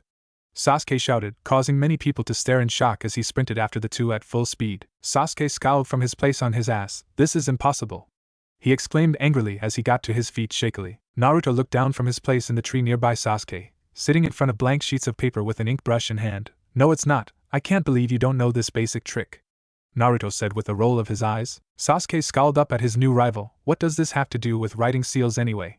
Sasuke asked angrily as he formed a ram seal to help focus his chakra. Smack! Sasuke dropped his hands in pain as he scowled up at Shizen, who poked his nose. Stop whining. I already explained that you need to be able to freely channel your chakra to focus it into the ink. No hand seals, Shizen explained. Sasuke sighed as he sent the chakra to his feet once more, slowly walking towards the tree as he put one foot on the tree. He easily lifted himself up on one foot before waiting for a few seconds and slowly placing down his right. After a few seconds of silence, Sasuke opened his eyes to see that he had stayed in contact with the tree. Instead of getting overexcited, Sasuke calmly breathed as he slowly began to walk up the tree. With one final brush stroke, Naruto finished his seal and smiled. Grabbing a kunai that he had stabbed into the wood next to him, he placed it over the seal. Placing one hand over the other, he held both palms over the kunai as he channeled his chakra seal. Naruto said. Poof. Naruto grinned as his weapon disappeared in a small cloud of smoke. He sat back and sighed in relaxation. Mission accomplished. He thought to himself in satisfaction before looking over to Sasuke. Naruto's eyes widened. Damn. He's getting it faster than I was. Naruto thought as he watched Sasuke walk slowly up the tree. Sasuke, stop. Shizen shouted up at him. Sasuke paused in his walk and opened his eyes. They widened considerably when he realized that he was about to step off the underside of the branch. I did it. Sasuke exclaimed in excitement as he relaxed the tiniest bit, his control good enough that he could stay easily enough. Shizen smiled as she waved. That was great, Sasuke. In less than 4 hours too. She exclaimed happily as Sasuke let his chakra disconnect. Flipping through the air, Sasuke landed feet first with ease in front of Shizen, though he was caught off guard from her next actions. Shizen picked Sasuke up in a hug just like she would Naruto, swinging him around by a tight grip on his head. I'm so proud of you. She shouted cheerily as she spun in circles. Naruto laughed as he picked up his seal, turning to slide off the branch as Sasuke was finally let go. Sasuke gasped for air as he leaned over to place his hands on his knees to rest. Shizen paused and blinked at Sasuke in confusion. Are you alright? She asked, not realizing she had been suffocating the academy student with her chest. Sasuke nodded, not saying anything else on the matter until he saw another pair of feet arrive. Well, I'm guessing we got a new trainee? Sasuke looked up only for his eyes to widen. Tsunade sent you? He asked in quiet shock. Tsunade smirked. Yeah, kid? She asked, messing with him since she knew that her mere appearance usually sent people into shock. Sasuke just stared in shock. Gee, good evening, ma'am. Sasuke said as he moved into a formal bow. Tsunade nodded back to him. Good evening, little Uchiha. Tsunade said in a friendly manner as Naruto came to a stop at their side. Sasuke nodded as Shizen's eyes widened. This is the last Uchiha? He's just a boy, she thought in shock. Naruto held up the seal. Can you check my seal, Kasan? He asked cheerily. Tsunade ruffled the boy's hair with one hand as she took the seal, placing it in her hand as she sent her chakra through it. Poof! Tsunade and Shizen smiled as the kunai appeared with no trouble. Good work, Naruto-chan, Tsunade said as she ruffled her boy's hair. Sasuke watched the family interaction with tightness in his brow. Family, Sasuke thought sadly before looking off to the side. So Sasuke, Tsunade began, causing the boy to look up at her. What are you doing for dinner tonight? She asked as she walked over to the boy. Naruto raised a brow questioningly towards his sister figure. What's going on? Naruto whispered. Shizen knelt down next to Naruto. I didn't realize this kid was the last Uchiha, Naruto. Why didn't you tell me? She asked. Naruto raised a brow. Last? He asked as he looked over to Sasuke, adding that piece of information to his mental file on Sasuke. Shizen nodded, glancing over to Tsunade for a moment before kneeling in close to Naruto. Hey, listen, keep what I said just now quiet, alright? She asked. Naruto nodded, confusion covering his face as he smiled up at his sister. Okay, Nei-chan, but can someone explain it to me later? Naruto whispered back. Shizen smiled and nodded as she stood tall again. Yeah, I promise, she said as she began to lead Naruto over to Tsunade and Sasuke. Tsunade turned to Naruto with a smile. Hey Naruto-chan, Sasuke here is gonna join us for dinner tonight along with a few other people, so I want you on your best behavior, got it? She said as Naruto came to a stop next to her. He smiled to Sasuke before looking up at Tsunade once more. Sounds fun, mom. Naruto exclaimed cheerily. This sucks. Naruto grumbled as he pulled on the belt of his uncomfortable formal wear, trying to loosen it from its stranglehold around his waist. Sasuke chuckled, still in his academy clothes, though Tsunade had a plain white haori that he wore over his clothes. Deal with it, Sasuke replied. Boys, Tsunade called, waving for them to come inside the new Senju household. Naruto and Sasuke approached the house as Naruto looked over it again with a grin on his face. The new Senju house was a 2-story building connected to an indoor training area sitting under another apartment-like house. Naruto's room was in the private apartment section, which had its own bathroom, bedroom and lounge room connected to a balcony over the entryway. The house was within a few minutes walking distance to the Konoha arena and the clan houses of the Aburame and Hyuga. Naruto's grin faded to a happy smile as he hopped up the 2 steps onto the entryway. He and Sasuke kicked off their shoes to put on some house slippers, but other than that and their clothing there wasn't much else that seemed formal about the occasion. Walking inside, Sasuke got Naruto's attention and nodded to Tsunade, telling him to go up to her, which he did as he smiled up at Tsunade. Ka-san, we were wondering, who are the people that are coming over tonight? Naruto asked. Tsunade raised a brow before glancing at Shizen, who was helping a maid set the table for everyone. You didn't tell them? Tsunade asked. Shizen frowned at her. Sensei, you haven't told me, she grumbled. Tsunade blinked before scratching the back of her head sheepishly. Oh, well, tonight we're having a few guests, as you seem to have guessed.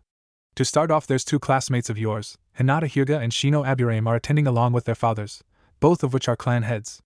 Tsunade started as she led the boys over to the lounge room. Sasuke nodded as Naruto replied, Yeah mom, Shino's cool, but I'm not 100% sure I know who Hinata is, Naruto mumbled. Tsunade chuckled as she glanced at the table, thinking about the others who were attending. We also have the Hokage coming tonight, and last but not least, my old teammate Jiraiya, though he will be late. That is, if he makes it back tonight in the first place.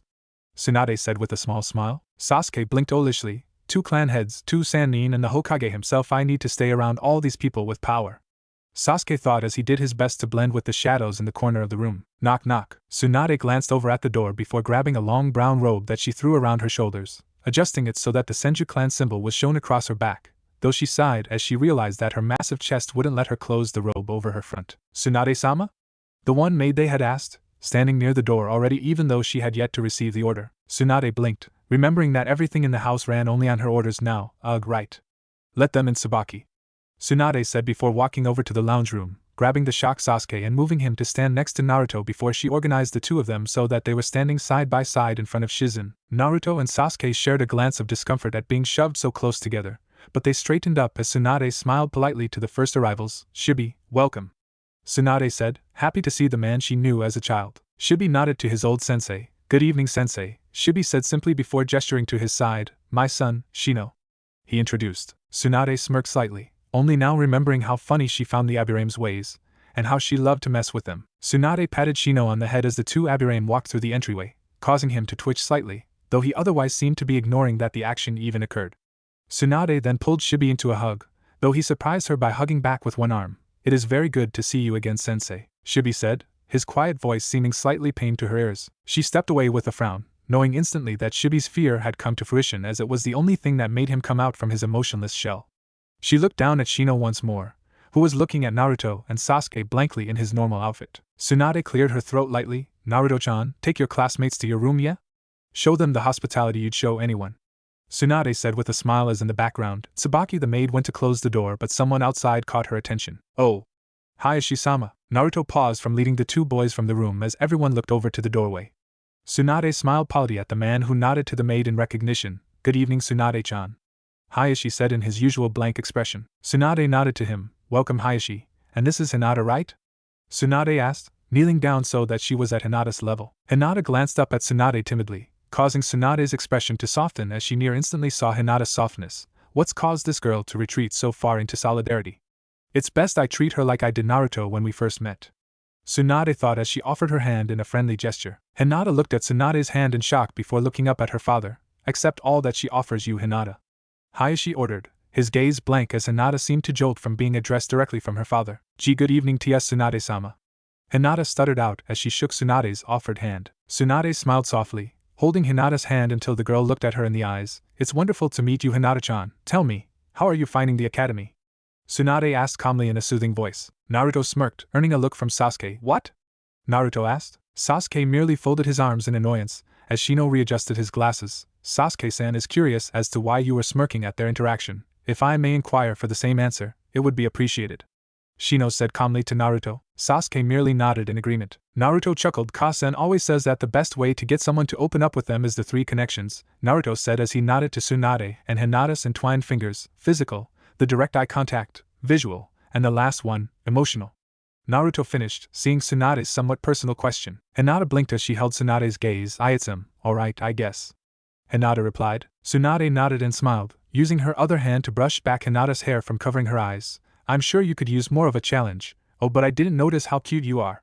Tsunade said with a grin, before making sure that Hinata was staring right into her eyes. You look as beautiful as your mother was. Hinata's eyes widened. And mother? She asked in shock. That's enough. Hayashi said sternly. Tsunade knew she had done enough, so she stood as she put herself between Hayashi and Hinata, causing the man to blush slightly as her chest pressed against his arm. Oh, come on, Hayashi, she said, using the moment of silence to move Hinata forwards lightly, glancing over at the boys near the hallway. Naruto grinned at the glance that Tsunade sent him. Hey, Hinata. I want to show you guys something. Come on, he said loudly. Shibi and Hayashi merely watched as Hinata nearly jumped before moving over to the boys quickly. Though Shizen raised a brow as she took a look over everyone in the room, Tsunade-sama has very quickly separated the kids from the adults. I guess she won't need my help after all. Shizen thought as she set the 6th place setting. Naruto placed a friendly hand on the now blushing Hinata's shoulder, leading her down the hallway towards his little flat over the training room. Are you guys hungry? Or thirsty? Naruto asked as he opened the door, stepping to the side to allow the 3 of his classmates through. Hinata looked around in appreciation as did Sasuke, though Shino had no reaction at the small flat as he replied to Naruto, a drink would be very much appreciated. Shino said as he walked across the flat to what appeared to be a small balcony. Naruto walked over to his little bar fridge in the small kitchenette area, lifting out a jug of cold water and placing it on a tray before moving over to the cupboards. Sasuke? Hinata? What about you guys? He asked. Sasuke nodded, sure. He said simply before seeing what had Shino's attention and moving to stand by the bug user. Hinata nodded. Why yes please Naruto-kun, she said softly. Naruto turned from placing the cups on the tray with the jug of water and carried the tray over to Shino and Sasuke, talking to Hinata as he passed her. Would you mind getting the door for me, Hinata? He asked with a smile. Hinata nodded quickly and moved to grab the door, letting Naruto lead the way onto the small balcony and letting the other 2 boys go before her before she followed them out, looking up at the view for the first time. Wow, she whispered in awe. Naruto smirked as his 3 guests looked up at the Hokage's mountain. Yeah, pretty great view, huh? Naruto said before placing the tray down on a little coffee table. Come take a seat, guys. Naruto said as he sat on the left side of a 2-seater outdoor couch. Sasuke and Shino quickly sat in the 2 single chairs before Hinata sat next to Naruto on the couch. Naruto, if I may, for what reason were we brought to this dinner meeting considering we are of little significance at this current point in time? Shino asked. Naruto shared a humored glance with Sasuke as he thought of an answer. Well, if I'm being honest, I don't really see it as too big of a deal considering some stuff. Naruto started before lifting his glass. The others copied him as Hinata decided to ask for more information. Naruto-kun, you didn't really answer the question, she said softly. Naruto just chuckled once before nodding. Alright then, Ka-san asked me to tell only the people who need to know, and I guess all you guys classify as such. Naruto said before lifting his hands up into a standard ram seal. Sasuke raised a brow as Naruto's chakra sparked. He's casting some kind of genjutsu? Sasuke thought as Naruto's voice rang out. Kai! Poof! In a plume of smoke, Naruto sat in the same spot as before, though now his genjutsu was gone as he kept his left eye shut. Hinata and Sasuke stared at the new Naruto in confusion and shock as Shino merely nodded. I see, you are an adopted son of Tsunade's. Why is it that you 2 have decided to keep your identity a secret? Shino asked. The newly unmasked Naruto smirked. I have to tell them about that in the Sharingan. But I think that's it, Naruto thought before speaking. It's for the matter of my own safety apparently. You see, Ka-san saved my life a long time ago and gave me a special eye to replace the one that was taken. Naruto explained. Sasuke suddenly felt a foreboding feeling as he stared at Naruto's closed eye. What makes the eye special? Hinata asked quietly. Naruto looked at Sasuke for a moment of silence. It's the eye of an ex-ANBU member who belonged to a now nearly extinct clan. He was known as Shursui of the Shunshin, but his actual name was Shursui Uchiha. Naruto explained, opening his eye and letting the 3 in front of him see the crimson-red orb. Sasuke was frozen still as he stared at Naruto's Sharingan eye. No wonder Naruto is so strong, he has been blessed with the gift of my bloodline, Sasuke thought before smirking, believing that it was only thanks to his clan that Naruto had any power, though he couldn't look at the eye, feeling a large amount of jealousy welling up inside when he did. Hinata's eyes widened in shock at the revelation. But wouldn't that be a massive drain on your body and chakra, Naruto-kun? She asked. Naruto shrugged. Yeah, it was when I was younger, but I guess I've gotten used to it from overusing it, Naruto said with a smile. Naruto, how is it that Shursui's eye came to you? Sasuke asked. Naruto blinked at Sasuke before looking up. I don't know, I never thought to ask, Naruto said honestly. Sasuke looked down for a moment as he clenched his fist. Shursui, he was my cousin, like another brother to me, Sasuke began, glaring at the ground intensely. Shino placed a hand on Sasuke's shoulder, shocking the young teen with the contact. Sasuke-san, I believe that Naruto here may hold the secret to you unlocking the Sharingan, Shino said, causing everyone to look at him with wide eyes. What do you mean, Shino-kun? Hinata asked timidly. Shino glanced at her as Sasuke looked at Naruto with an unreadable expression. The core of the Uchiha clan's skills is their ability to copy and memorize. I theorize along with many others that the potential for such a skill lies in you before the chakra takes form of the Sharingan eye. Therefore I conclude that if Naruto and you were to have a physically draining spar while he stared at you with that eye, it may produce your own Sharingan through copying the Dijutsu itself, Shino explained. Naruto blinked at that. I'm not even sure if I understood that, he thought in confusion. Sasuke nodded and stood. Naruto. Sasuke began, obviously not sure what to say. Naruto just gave a thumbs up. Well, if Shino thinks it'll help you, then yes, sure, I'll do what I can. Naruto started before an idea popped into his head. I know. Why don't the 4 of us train together for this next week until we're assigned jobs as ninja? Sasuke is starting on the extra credit stuff, so if I get you guys to do it too, then we'll all be top of the class, Naruto exclaimed. Sasuke smirked, thinking that he was ahead of Hinata and Shino, who shared a blank look before Hinata spoke softly. Ano, Shino-kun and I have learned alternate CH chakra types from a young age since we're from clans. She said barely above a whisper. And the storage seal? Naruto asked. Hinata looked down sadly as Shino took the cue to speak. I am capable of writing the seal in under 5 minutes, and Hinata will be at the same level if not better by the end of this week. Shino said surely. Hinata blushed. Ano, I'm not as sure about that, she said nervously. I am. Shino said surely. Before Hinata could say anything else, they heard a light knocking back inside. Naruto stuck his head in the open door as his genjutsu shimmered into existence without a single hand seal. Hey Tsubaki. Naruto said with a grin. The maid let herself in and approached the balcony door. Tsunade-sama's other guests have arrived and started dinner. Would you like me to bring your portion of the feast here for you and your friends to enjoy? She asked with a smile. Naruto grinned as he stood up. Yeah, that sounds cool, he said before glancing at his new friends, all 3 of them staring curiously at Naruto's re-emerged genjutsu facade. You guys good with that? He asked with a smile. Shizen held up a stopwatch for the 4 in front of her to see. Ready everyone? She asked. Naruto nodded as he lifted his hands to form a basic hand seal. Ready Ne-chan? He exclaimed. Sasuke formed the same seal and merely nodded. Shino merely lifted his hands out of his jacket pockets. Hinata formed 2 hand seals before holding a third. Go! Shizen exclaimed as she clicked the button on top of the watch. Substitution Jutsu. All 4 academy students disappeared in a puff of smoke, replacing themselves with a log before they all jumped into the clearing again while forming hand seals. Transformation Jutu. After another puff of smoke, Shizen was surrounded by 4 copies of her. Shizen looked over all of them with a sharp eye for a full second before nodding, allowing the 3 of them to form hand seals once more. Clone Jutsu. Insect Clone Jutsu. Shizen nodded as Sasuke, Hinata, and Shino's clones popped into existence. Though she frowned at the 7 dud clones that Naruto barely managed to produce, the 4 hesitated for a moment. Don't stop.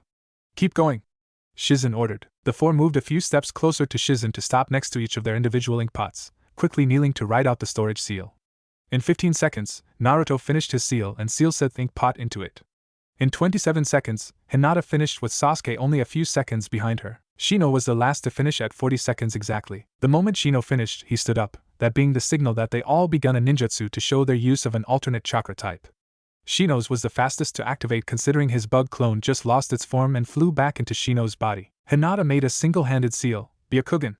She exclaimed, showing her bloodline as an alternate. Sasuke was the first one to turn away from the group as he formed a quick series of well-practiced hand seals. Fire style. Fireball Jutsu. Naruto turned as well, his cheeks bulging as he felt the chakra build up in his throat. Ninja art. Poison fog Jutsu. Click. The academy kids turned to a smiling Shizen. In total, 78 seconds. Shizen said before showing them the face of the watch. Yeah, I'd say you're ready. You guys are basically guaranteed to pass, she said to the group. Sasuke smirked confidently while Shino nodded.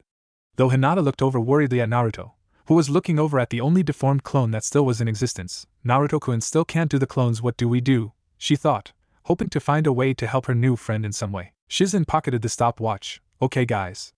That covers all the academy stuff I think. You looking forward to the first test tomorrow? She asked. Sasuke raised a brow. It's only the written tests, he said. Shino nodded in agreement. It would be quite shocking that we'd be looking forward to a test. Why?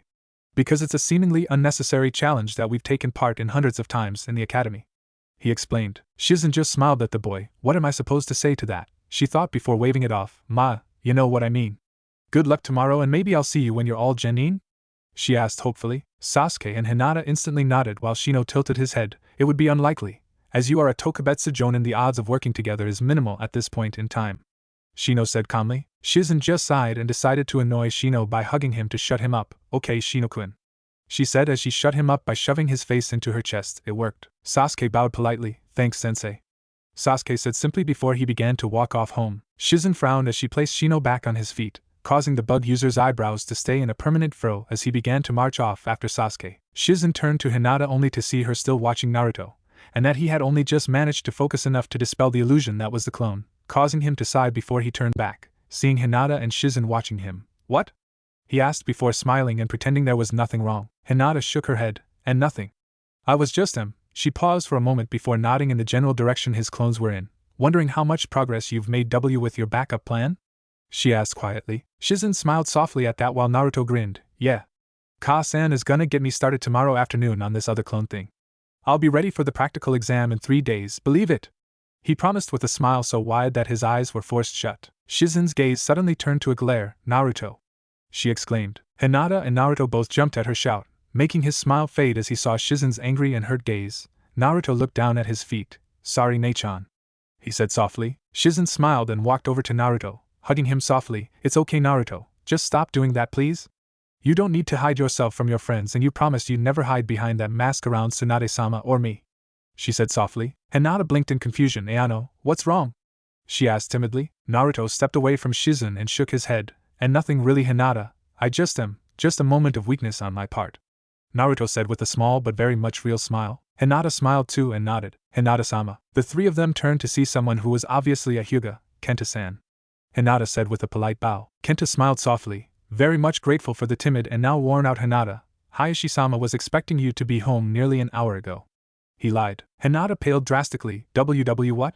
She asked before she looked to Shizen. I have to go, sensei, Naruto-kun, she said before running off, Kenta staying in her shadow as they sprinted towards the back gate of the new Senju complex. Naruto watched on with an odd foreboding feeling as she disappeared. Get home safely, Hinata-chan, Naruto thought to himself before looking up at Shizen. Sorry about before, Nei-chan, I still get nervous, and it just happens, I guess, he said with a shrug. Shizen sighed. Well, you know what your punishment is, she said with a smile as she folded her arms. Naruto groaned. But I don't want to bathe Taunton. Good night, Naruto-kun, you don't have to wait up for Tsunade-sama, you know, Shizen said with her head sticking out Naruto's balcony door. The little blonde looked up at her and smiled. I know, but I want to, he said before sinking further into his chair. It's nice here too, he said absent-mindedly. Shizen smiled at him. Sometimes he acts so much older than he is, she thought as he turned and smiled to her again. Night, Nei-chan. Night, Naruto-kun. Naruto smiled politely as Shizen walked away, though the moment she closed the door behind her, Naruto's expression became one of intense focus as he looked at the Hokage monument again. Sure sway Uchiha, Naruto thought as he closed his normal eye, his Sharingan morphing slowly as he began to pant heavily. Flashback. It really is cool, you know, I said as I turned to my friend. Itachi merely nodded. You just want your face on the mountainside.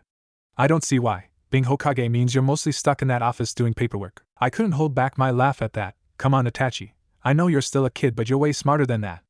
Itachi looked at me with a blank expression, then his brow furrowed. Seriously? You don't get it? I couldn't believe it. Itachi just raised a brow at me. Dude, out of everyone I thought you would have known, I started before feeling that this was quite important. I leant closer to ensure he was actually focused on me. To become Hokage, you have to be the fastest, the strongest, and above all, the most giving, I told him. Itachi looked forward at the Hokage monument. The most giving, I don't understand, he said simply. I couldn't hold in my sigh. Itachi, what you willing to give for this village? I asked him. Something in him changed. I saw it, I felt it. He looked exactly the same, but his aura was different, his presence was different. This is what he was like before they pulled him out of the ANBU program. I would give my life and as many of the enemies as necessary to ensure Konohagakure will stay peaceful. Shit, I believed him. Naruto gasped as his Manjikyu faded back to a normal Sharingan, causing him to put a hand over his eye in pain. This Shursui was an interesting guy. And to think he knew Sasuke and Itachi too. Naruto thought to himself as he closed his Sharingan eye. Have fun with that? Naruto looked to his right to see a tired-looking Tsunade had at some point sat next to him and poured her own drink from his bottle. Not really, Kasan. It hurts when I activate the next stage, but as long as I don't try any special stuff with it, it won't stop working for me, right? Naruto asked. Tsunade sighed. Well, basically yes, but there's so much more to it than that, Naruto-chan, she said tiredly as she slumped further into the chair. Naruto tilted his head as he sat up and looked at her. Kasan, what's with all the blood? He asked. Tsunade looked down at her shirt and closed her eyes to suppress the urge to throw up. Just as I was leaving work, she glanced at Naruto. A young girl came in with a cut that traveled from just below her jugular to the top of her pelvic region. There was also large amounts of bruising all over the body. It was rough, she said with a shake of her head. Naruto scowled as his fists clenched. Damn it, Naruto muttered angrily. Tsunade shook her head. Yeah, it was pretty brutal, she said with a sigh. Naruto felt the tears form in his eyes before he could do anything about it. He wiped his eyes clear as he glared off to the side. When you say pelvic region, Naruto said as her words began to click in his mind. Tsunade just nodded. Yeah, exactly what you think. This is one of the reasons I hate ninjas sometimes. They just use their power to get what they want, regardless of the consequences, she said with a scowl. Naruto pouted, sad that his mother had to go through seeing all that she had, but even more sad for the people that had already suffered. He looked around, trying to gain inspiration for a subject change before he suddenly remembered something. Really sorry to hear that, Kasan, but I kinda have a problem to attend to and I was hoping you'd be able to help me quickly? Naruto asked. Tsunade blinked tiredly, but smiled happily at the chance to help out. Sure, what do you need? Tsunade asked as she placed her drink down, pulling herself up into a more comfortable position. Naruto smiled as he turned to Tsunade. Well, you know how Irika-sensei said that I might have a chakra mutation from our bloodline? I was wondering how we can check, cause as much as I've read, I can't think of a way to activate it without knowing already what I'm trying to activate," Naruto said as he scratched the back of his head. Tsunade looked up and thought, good point, that is how they did it in the old days, but now if a person is good enough at being a medic, they know how to channel a patient's chakra into a physical state for analysis. Tsunade explained. Naruto's brow furrowed. A physical state, you mean like those chakra crystals? Naruto asked, remembering once when he observed Tsunade helping analyze one of the chakra poisons one of the next generation of slugs had begun to excrete. She had extracted a purple cloud of chakra before it compressed into a tiny purple crystal so that Tsunade could touch it. Then after chipping off a small chunk, Tsunade was able to analyze it under a proper microscope. Tsunade nodded, exactly like those chakra crystals, but while in the medical environment they're called? She asked, hoping Naruto would be able to answer. Naruto merely blinked with a sheepish smile, showing that he hadn't come across the term before. Tsunade smirked. Gems, just gems, she explained. Naruto nodded as he recorded the words to memory. Gems, how Naruto thought before holding a hand out to Tsunade. So, can you do mine and see if I have one? He asked. Tsunade tilted her head and thought, I can, but only if you apply for an in-village ninja medic license after you graduate. Tsunade offered. Naruto frowned, knowing that before he'd been complaining about how if he registered, they might start assigning him shifts in the hospital, but a part of his mind flashed to the girl that may have been assaulted, if it's to help people like her. People who really need it, Naruto thought as he looked up to meet his mother's eyes with a nod. Yeah, I'll register as a medic nin, Naruto promised. Tsunade tilted her head as she looked at the determination in Naruto's eyes and his outstretched hand. She smiled as she sent chakra to her pointer finger and took Naruto's hand into her own. Here we go, just send some chakra into your hand, she said as she put her pointer finger in the middle of Naruto's palm. Naruto's face twitched at the small sting of pain, but he continued channeling chakra to his palm before Tsunade pressed her finger a little harder. Ow! Naruto exclaimed as he pulled his hand back in slight pain, the wound glowing green as he channeled his already stored medical chakra to the wound. Perfect, Tsunade said as she held up a small crystal into the light on Naruto's balcony. Naruto looked up at the gem with a smile. Cool. How long do you think it'll take to find out?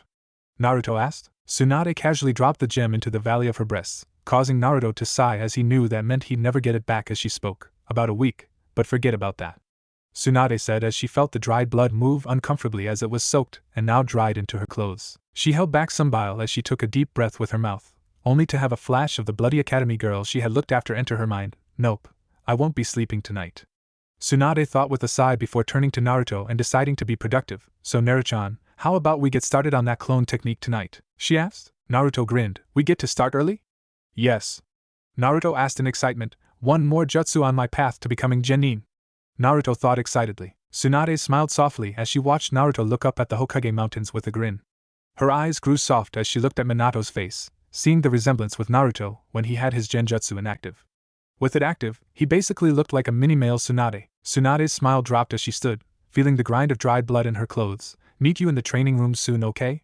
I'm just gonna change clothes first, she said before walking inside. Naruto nodded and sprung to his feet as he grabbed the leftover drinks and glasses from his balcony, bringing them inside and placing them on his bench for Tsubaki to grab for washing later. Ka-san, do I wear the restricting bracelet? He asked as she opened his door. Tsunade glanced over her shoulder at Naruto and shook her head. Nah, this is like producing medical chakra. You'll need all the focus you can get initially, but once you get the hang of it, then you can try with the bracelet, Tsunade said as she stepped out. Naruto ran into his room to get ready for some late-night training, though as he went to put on his training robe, he realized the time. Oh yeah, I gotta take them off for the night now, Naruto mumbled to himself as he lifted his foot onto a chair. Naruto reached up his pants and undid 2 clasps, taking off the small set of weights from his first leg before lifting up his other one and doing the same.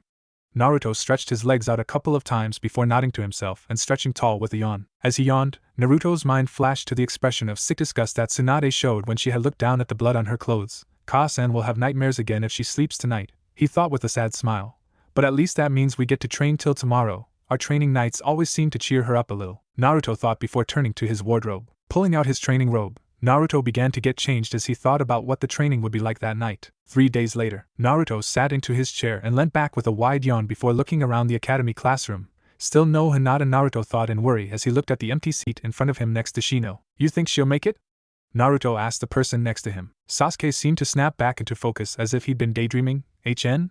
He asked with a raised brow. Naruto rolled his eyes. Hinata hasn't been to train with us for a few days and she hasn't been here at the academy either. If she doesn't show up today, she won't even be able to get her ninja license, Naruto explained. Sasuke blinked before glancing at the empty chair and then looking towards the clock. If you really cared so much, why don't you go check at her compound?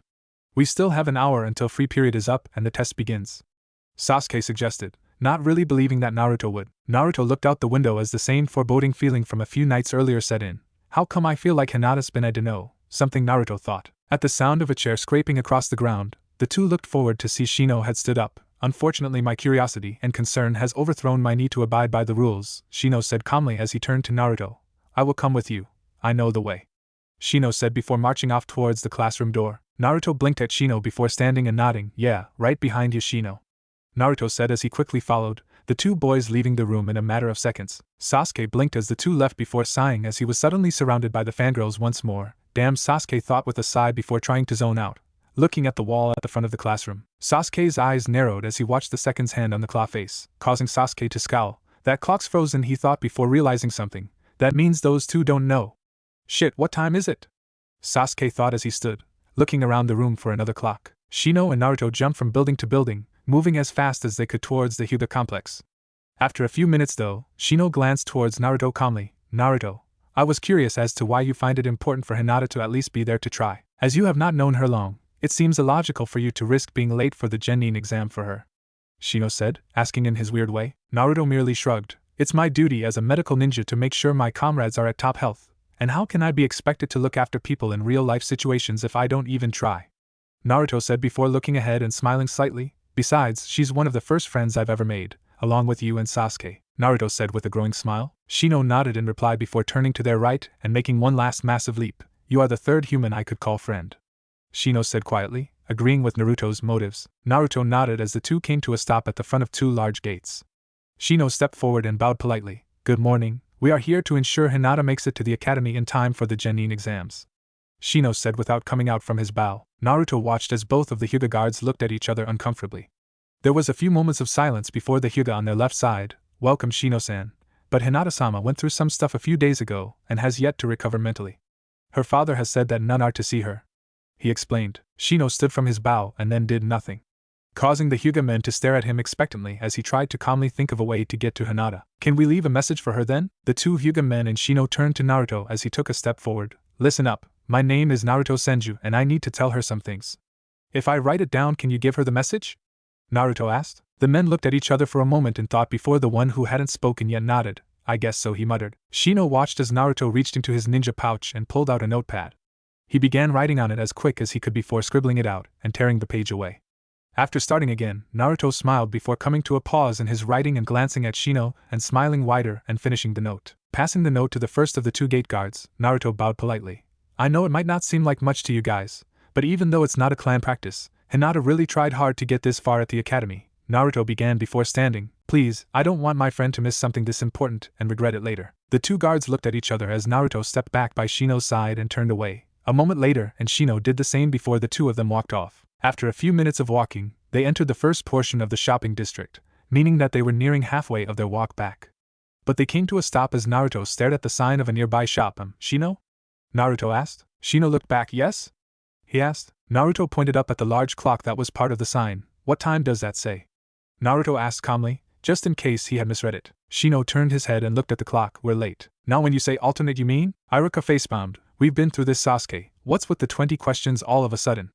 Iruka rhetorically asked. Sasuke sat coolly in his desk, trying to keep his face blank as everyone stared at him in shock, though he wasn't sure if it was because that was the 5th time he'd asked that question, the fact he'd been asking the same repetitive questions for almost 20 minutes, or the fact that he was talking so much. Well, you haven't given me a sufficient enough answer yet, so Sasuke muttered. Iruka sighed and looked to the other teacher. Are you experiencing the same thing I am right now?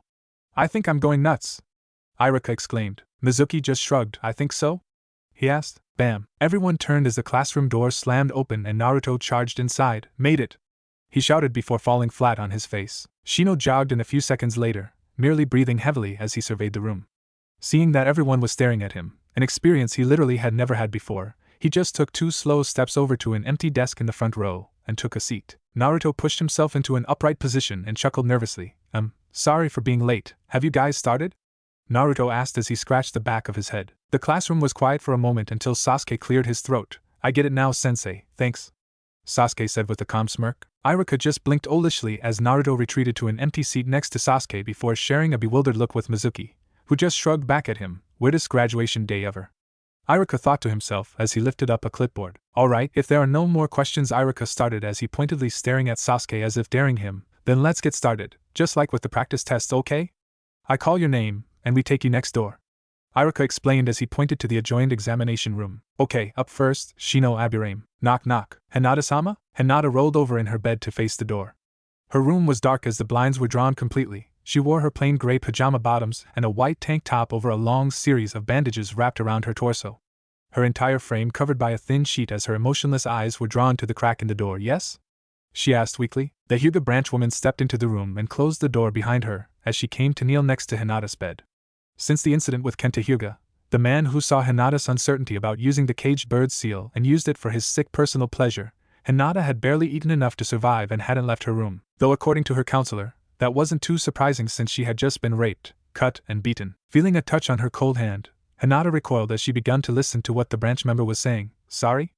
Hinata asked. The woman sighed. Hinata-sama, a blonde boy who called himself Naruto left a note for you at the gate. He really wanted to know how you were, Hinata-sama, she said pleadingly. Hinata looked at the note as it was placed on the pillow next to her head. Naruto, she thought as the Hyuga woman moved around to the other side of the bed. As she opened the blinds, Hinata reached up and unfolded the paper as she began to read with the help from the sunlight. Naruto Senju, Mizuki said as he stuck his head out the open door. Naruto stood up and marched down the steps confidently. Though Sasuke and Shino both doubted his certainty since they had yet to see him perform the clone technique, Naruto closed the door behind him as Mizuki took his seat again. Iruka began talking the moment the door was shut. So Naruto, are you applying for the extra credit marks? Iruka asked. Naruto nodded and raised his hand as it glowed green. Medical chakra, an alternate chakra type. Naruto said calmly before stepping over to the line of tables against the side of the room. Mizuki and Iruka watched as Naruto unrolled a blank scroll to the first section and lifted the ink brush from the pot in front of him. Naruto got to work and in around 30 seconds, had calmly produced a storage seal. Naruto brought the scroll over as the ink dried, placing it in front of Iruka and Mizuki before stepping back. Iruka placed his now empty coffee cup on the seal before sending his chakra into it. Poof, good work, Naruto, Iruka said with a smile as he wrote another tick on his checklist. At this rate, even if he can't do the clone technique, he'll still pass. He's the first to have gotten 100% in every exam in years. Iruka thought as he nodded to Mizuki. The blue-haired Chunin pulled out a blunted shuriken. Substitution, go! Mizuki shouted as he threw the shuriken. Without a hand seal and within a simple puff of smoke, Naruto had replaced himself with the chair that let off a thunk as the shuriken bounced off it, earning another nod from Iruka. As Iruka took notes on his clipboard, Mizuki barked out orders for the next technique. Transformation, go! Naruto formed a hand seal this time to focus on the transformation. Poof! Standing in Naruto's place was Tsunade Senju, a perfect replica. Iruka and Mizuki nodded as Iruka began to take notes. Okay, and last but not least, a clone technique. Mizuki said with a smirk. Now he'll fail, and considering his commitment to making Tsunade happy, he'll take my backup test for certain, he thought secretly. Poof! As the original Naruto appeared from the smoke, he was holding a hybrid hand seal in the shape of a cross, shadow clone jutsu. Naruto announced as his chakra pushed out around him. Iruka and Mizuki's eyes widened as 8 Narutos poofed into existence, surrounding the original and showing that they were solid by having them simultaneously pull out a chair each and take a seat as he smirked. Okay guys, we're done, Naruto said casually with a grin. Iruka blinked in shock. Shadow clones? How? Iruka asked. Naruto grinned. Like Ka-san explained before sensei, my chakra is too thick for the normal clones, so now she taught me this one instead.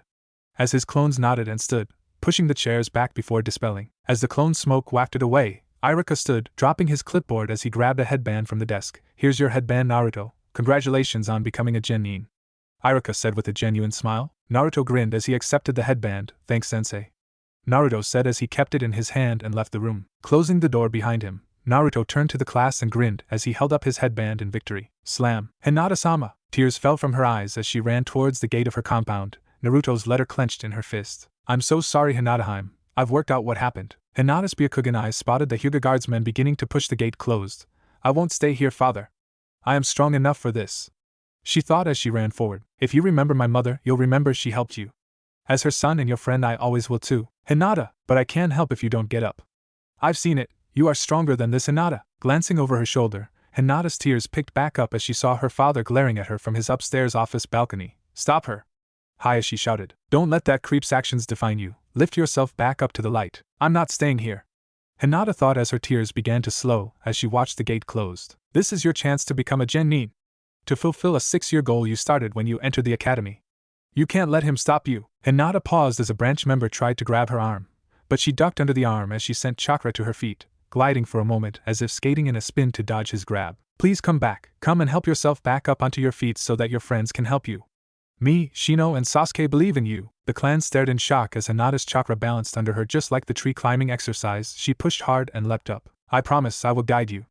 Naruto Senju will back you up 100%. Hinata landed with a roll on the roof of the building opposite her clan's compound. She stood and brushed the dirt from her pajamas quickly as she leapt onto the main road and began running, her bare feet slapping against the ground loudly as she pushed through the crowd on her way to the academy, her Byakugan showing her the way. Chime. Iruka looked up at the clock and smiled as he placed his clipboard down. Now I officially end the day's examination. Congratulations, everyone. Iruka exclaimed happily. The classroom full of new genin cheered and began talking animatedly once the news was shared. But Naruto and Shino shared a glance before looking at the door, unfortunately not seeing Hinata. She was too late. Now, since you're all just graduating, you get scaled based on the overall score of your final tests, Iruka began as he lifted up his clipboard, taking off the first sheet as he began passing them out alphabetically. Shino, you got pretty good, above average.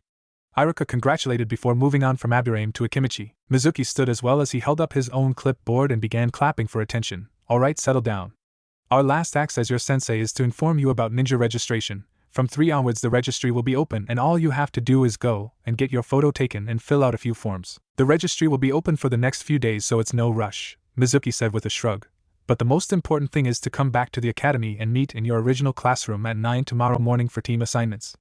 Mizuki explained. The class nodded as Iruka stood next to Mizuki. Alright, that's it then. Off you go, Iruka said loudly. In an instant most had vacated the room. Then the remaining girls basically chased Sasuke out as they screamed for his approval. Naruto sighed as he stood up from his chair, glancing over to the sleeping Shikamaru as Choji tried to wake him up before hearing loud footsteps. Naruto turned and looked at the entryway from the back of the room as did Shino, who was moments from walking out. Slam. Sensei, Hinata gasped out weakly. I am here. Iruka looked up from his gathering of paperwork as Mizuki picked up the box with the sealing equipment. Hinata? Iruka asked in shock as Shikamaru woke from the loud noise. Hinata walked up to Naruto and paused in front of him as she gripped his hand for a moment. Thank you, she said with a soft smile before moving a few steps closer to Iruka. Iruka-sensei, I'm here for the genin examination, Hinata said politely, trying to ignore the cool temperature of the classroom through her thin clothes. Iruka sighed. Hinata, I'm sorry but this year's tests are over. You'll have to wait until next time. Iruka said apologetically. Next time? Naruto shouted as he stood. Screw that. Hinata is a better ninja than most of the kids you just let pass. She already is genin level, so can't you just pretend that you haven't closed the exams yet? Naruto pleaded. Iruka shook his head with a sigh. It's not that simple, Iruka began. Iruka, Mizuki began as he placed down the sealing equipment. Maybe we could just this once, you know. I mean, we've both trained Hinata here for a few years now. I think you know as well as I do that she's more than capable, Mizuki said, hoping to get on Hinata's good side as he began to formulate a backup plan. Iruka shook his head. No, Mizuki, you know we can't do that, Iruka said softly before leaving the room. There was a thick silence as Choji and Shikamaru tried to sneakily leave, Shino following after them as he thought it best that Hinata be left alone. If she was pissed she could hurt someone, and unlike Naruto, Shino doesn't have healing abilities. Naruto watched Hinata from behind as her shoulders began to shake. She fell to her knees in defeat as she began to cry again. No, she said sadly between loud sobs. Naruto was by her side in a moment, moving to hug her for comfort, but she recoiled from his touch before he lightly placed a hand on hers, letting her grip it as her tears began to really pour forth. You know there is always other ways to qualify. Naruto and Hinata looked up at Mizuki as the Chunin looked around as if to check there was no one but the three of them nearby. Sensei? Naruto asked hopefully. Mizuki sighed as he mentally finalized his own plans. Perfect, he thought as he schooled his emotions. There are a few other ways to become genin, like the way I did back in the day was taking one of the Hokage's special scrolls. The law still is in effect so you could do it too, Hinata, Mizuki explained. Naruto's brow furrowed, not having heard of anything like it before. Then again, I haven't been in a village like this for years, Naruto thought as Hinata straightened up, though her tears didn't pause. Seeing he had her attention, Mizuki continued with his explanation. You know, I can set that test up for you if you'd like, Mizuki asked with a kind smile. Hinata nodded immediately. Why yes please, sensei. If I don't come back to the clan successfully, then I don't think my father will be too happy, Hinata said as she pushed herself into a standing position. Naruto's brow furrowed at her words while Mizuki thought nothing of it. Very good, well I'll set up the mission for you in the same room I once used. The aim is to get the specified scroll and learn a ninjutsu from it before the examiner can find you, in this case, me. Hinata nodded as she did her best to memorize the information, but Naruto tilted his head in thought. Excuse me Mizuki-sensei, but what scroll is it? Naruto asked. Mizuki glanced at Naruto with the slightest twitch of annoyance. Naruto, why don't you wait outside for a moment? I'll explain the test to Hinata some more, Mizuki said. Naruto frowned before sharing a look with Hinata, who simply nodded to him as she held his letter up to her chest with her free hand. Naruto sighed but nodded. "I'll be outside, Hinata," Naruto said before walking away. Naruto opened the door as Mizuki began talking. "Now, the room is adjoined to the Hokage's office, that's the..." Naruto sighed as the door closed behind him. "Something feels wrong about this," Naruto mumbled to himself. It would seem that Mizuki is planning on stealing the forbidden scroll of sealing. Naruto turned to Shino as the now genin calmly communicated with the small beetle on his nose. "Shino?" Naruto asked. Shino lowered his hand as he turned to Naruto, showing the new forehead protector he wore proudly on his forehead. "Yes, me. My bugs are currently listening and relaying everything that he's saying to her. I know for a fact this information is a lie, as my bugs can feel his hidden emotions, and no such test exists in the confines of this village," Shino explained. Naruto's face turned into a full scowl as he put his hand on the classroom door. "Okay, we need to stop Mizuki, but more importantly, we need to make sure Hinata's safe on this mission of his," Naruto thought before looking down at his headband and smirking. Pulling the headband up and tying it around his own forehead, Naruto turned to Shino with a grin. "Hey Shino, want to help me catch a criminal?" Hinata landed with a roll as she made it to the clearing. She breathed heavily as she opened the forbidden scroll. "Just one jutsu. I just need one," she thought as she came to a technique that required only one hand seal, the shadow clone jutsu. She muttered out loud. "Fun technique. It helps when you want your mom to think you're home but really you're following a friend in danger." Hinata turned with wide eyes to see Naruto and Shino step out from behind the cabin, Naruto smirking as Shino readjusted his glasses. "Naruto? Shino?" she asked in confusion. Ignoring her shock, Naruto came to a stop by her side as he read the scroll over her shoulder. "What else we got here?" he mumbled to himself as he looked at the next 3 jutsu that he could see. Hinata stared at the side of Naruto's head for a moment of silent shock when Shino spoke up. "Hinata, you should get started on that ninjutsu. It's the only way for you to become a genin, is it not?" Shino said. Hinata smiled brightly as she realized the two were there to support her. She began to tear up again before putting on a serious expression and turning back to the scroll, placing it down on the ground and pushing it so that it unrolled some of the way. Naruto and Shino stepped back as she began reading everything she could find about the shadow clone jutsu. They looked up and down the long scroll before Naruto turned to Shino. "Hey, do you reckon it would be so bad if we learned something here too?" Naruto asked. Shino was still for a moment before shaking his head. "It would only be logical for us to take this opportunity to grow as ninja," Shino said before walking down the length of the scroll, presumably reading the ninjutsu titles from behind his shades. Naruto smirked at Shino before beginning to look for a ninjutsu he could learn, making it down the line rather quickly before he paused at a section with sealing arts: Reaper Death Seal, Doused Flame Seal, Sealing Art, Ghetto Mark, Sealing Art, Bloodline Inheritance. Naruto thought as his eyes came to a stop, and he dropped to his knees to begin reading for himself. Title: Sealing Art, Bloodline Inheritance. Type: Seal. Classification: Permitted War Seal. Rank A+. Bloodline Inheritance is a seal that ventures into the coding of the user's chakra and finds their latent bloodline, if they or a recent ancestor had one, and integrates it into the current user's natural chakra, forcing potential Kekkei Genkai to activate. Warnings: when used on a person without a latent Kekkei Genkai, physical mutations will occur in place of chakra mutations. Do not attempt unless under qualified supervision. Naruto smirked as he finished reading. With this I'll unlock one of the Uzumaki clan's chakra mutations. I really hope I get the chakra chains, Naruto thought as he pulled out his sealing scroll and moved to the 3rd seal in it. Poof! With his sealing utensils in hand, Naruto set to work copying the seal step by step onto some chakra lace paper, causing the seal to slowly settle with each stroke. About 2 minutes later, Naruto paused and looked up to see Shino and Hinata standing up in the clearing and taking their first shot at the ninjutsu they decided to learn. Shadow Clone Jutsu, Hinata shouted as her chakra pushed harder than she'd ever had to before. Ninja Art, Dragonfly, Shino announced as he formed 2 separate one-handed seals and his chakra traveled up and down his back. Naruto smirked before turning back to his seal. Now Hinata did the mission and will be here to help her against Mizuki team, Naruto thought before looking off to the edge of the clearing and making eye contact with one of his own hidden shadow clones. The clone nodded at the look and dispelled in a plume of smoke. The Naruto clone back in the Senju household looked up in realization from its scroll on the fireball jutsu. Time to get Ka-san, it muttered as it rolled the scroll back up, practicing the hand seals to try and memorize them as he moved to go get Tsunade. I did it! Hinata and her clone exclaimed happily before they hugged each other, laughing in success as Hinata's eyes began to water up again. Now that I'm a genin, father will have to let me out of the compound to see my team and do missions, Hinata thought happily as she leaned against her clone. The 2 Hinatas sat down and leant against each other as they looked at opposite sides of the clearing. Shino was on his knees panting heavily before he took a deep breath and put his hands by his sides, his left being a one-handed dragon seal and his right a one-handed bird seal, Dragonfly, Shino exclaimed before jumping up with a push of chakra. As Shino passed a meter into the air, 4 wings materialized using the skin and materials on his back in an understandably painful maneuver. But the wings flapped quickly with a low hum, allowing Shino to level out in the air before he flew forward, having difficulty turning, but still learning to fly. The Hinata clone watched as Naruto finally stood from his CO writing and moved the sheet over to a flat piece of dirt.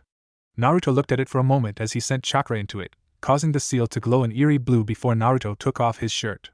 Naruto turned his back to the seal and accidentally made eye contact with the Hinata clone. The clone blushed and Naruto shared a smile before Naruto raised his arms in a cross and began to fall back, aiming to land back first on the glowing seal. A cocoon of chakra wrapped around Naruto before it began to shrink down. Now both Hinatas were staring at the bright glow as Shino watched from a distance. Shit! Is she sending off a flare or something? What's with that light? Mizuki thought as he saw a white light flash from a position off to his left. Wa! Shino and Hinata stared with wide eyes as the seal Naruto was using suddenly began to cause him pain. The cocoon began to form the shape of Naruto's body as it continued to shrink down to the size of him and encompass him, showing the two of them that Naruto was holding his hands to his eyes in pain. Naruto! Shino shouted from his place above the trees. The cocoon compacted and sent out a burst of chakra that hit Hinata's clone, causing it to dispel and ruffle the real Hinata's clothes, but luckily protect her. But a moment later, the cocoon compacted again. Shino dove in quick as the next burst of chakra was about to hit Hinata. Shino landed with a slide, skidding on his knees to grab her around the torso before he jumped again, his wings beating fast to carry them up and out of the range of the chakra shell's pulses. The two watched as Naruto's scream came to a sudden halt after 3 more pulses of chakra, but they didn't dare move since someone had just entered the clearing. Mizuki looked around with wide eyes at the disturbance Naruto's chakra caused, which made him raise a brow. The Senju boy. Where's Hinata? Mizuki asked himself as he walked past the unconscious boy and over to the forbidden scroll. Hinata's eyes widened as she saw her teacher ignore Naruto's obvious pain. Why isn't? Sure, Mizuki isn't who you think he is. He was using you to steal the scroll for some reason.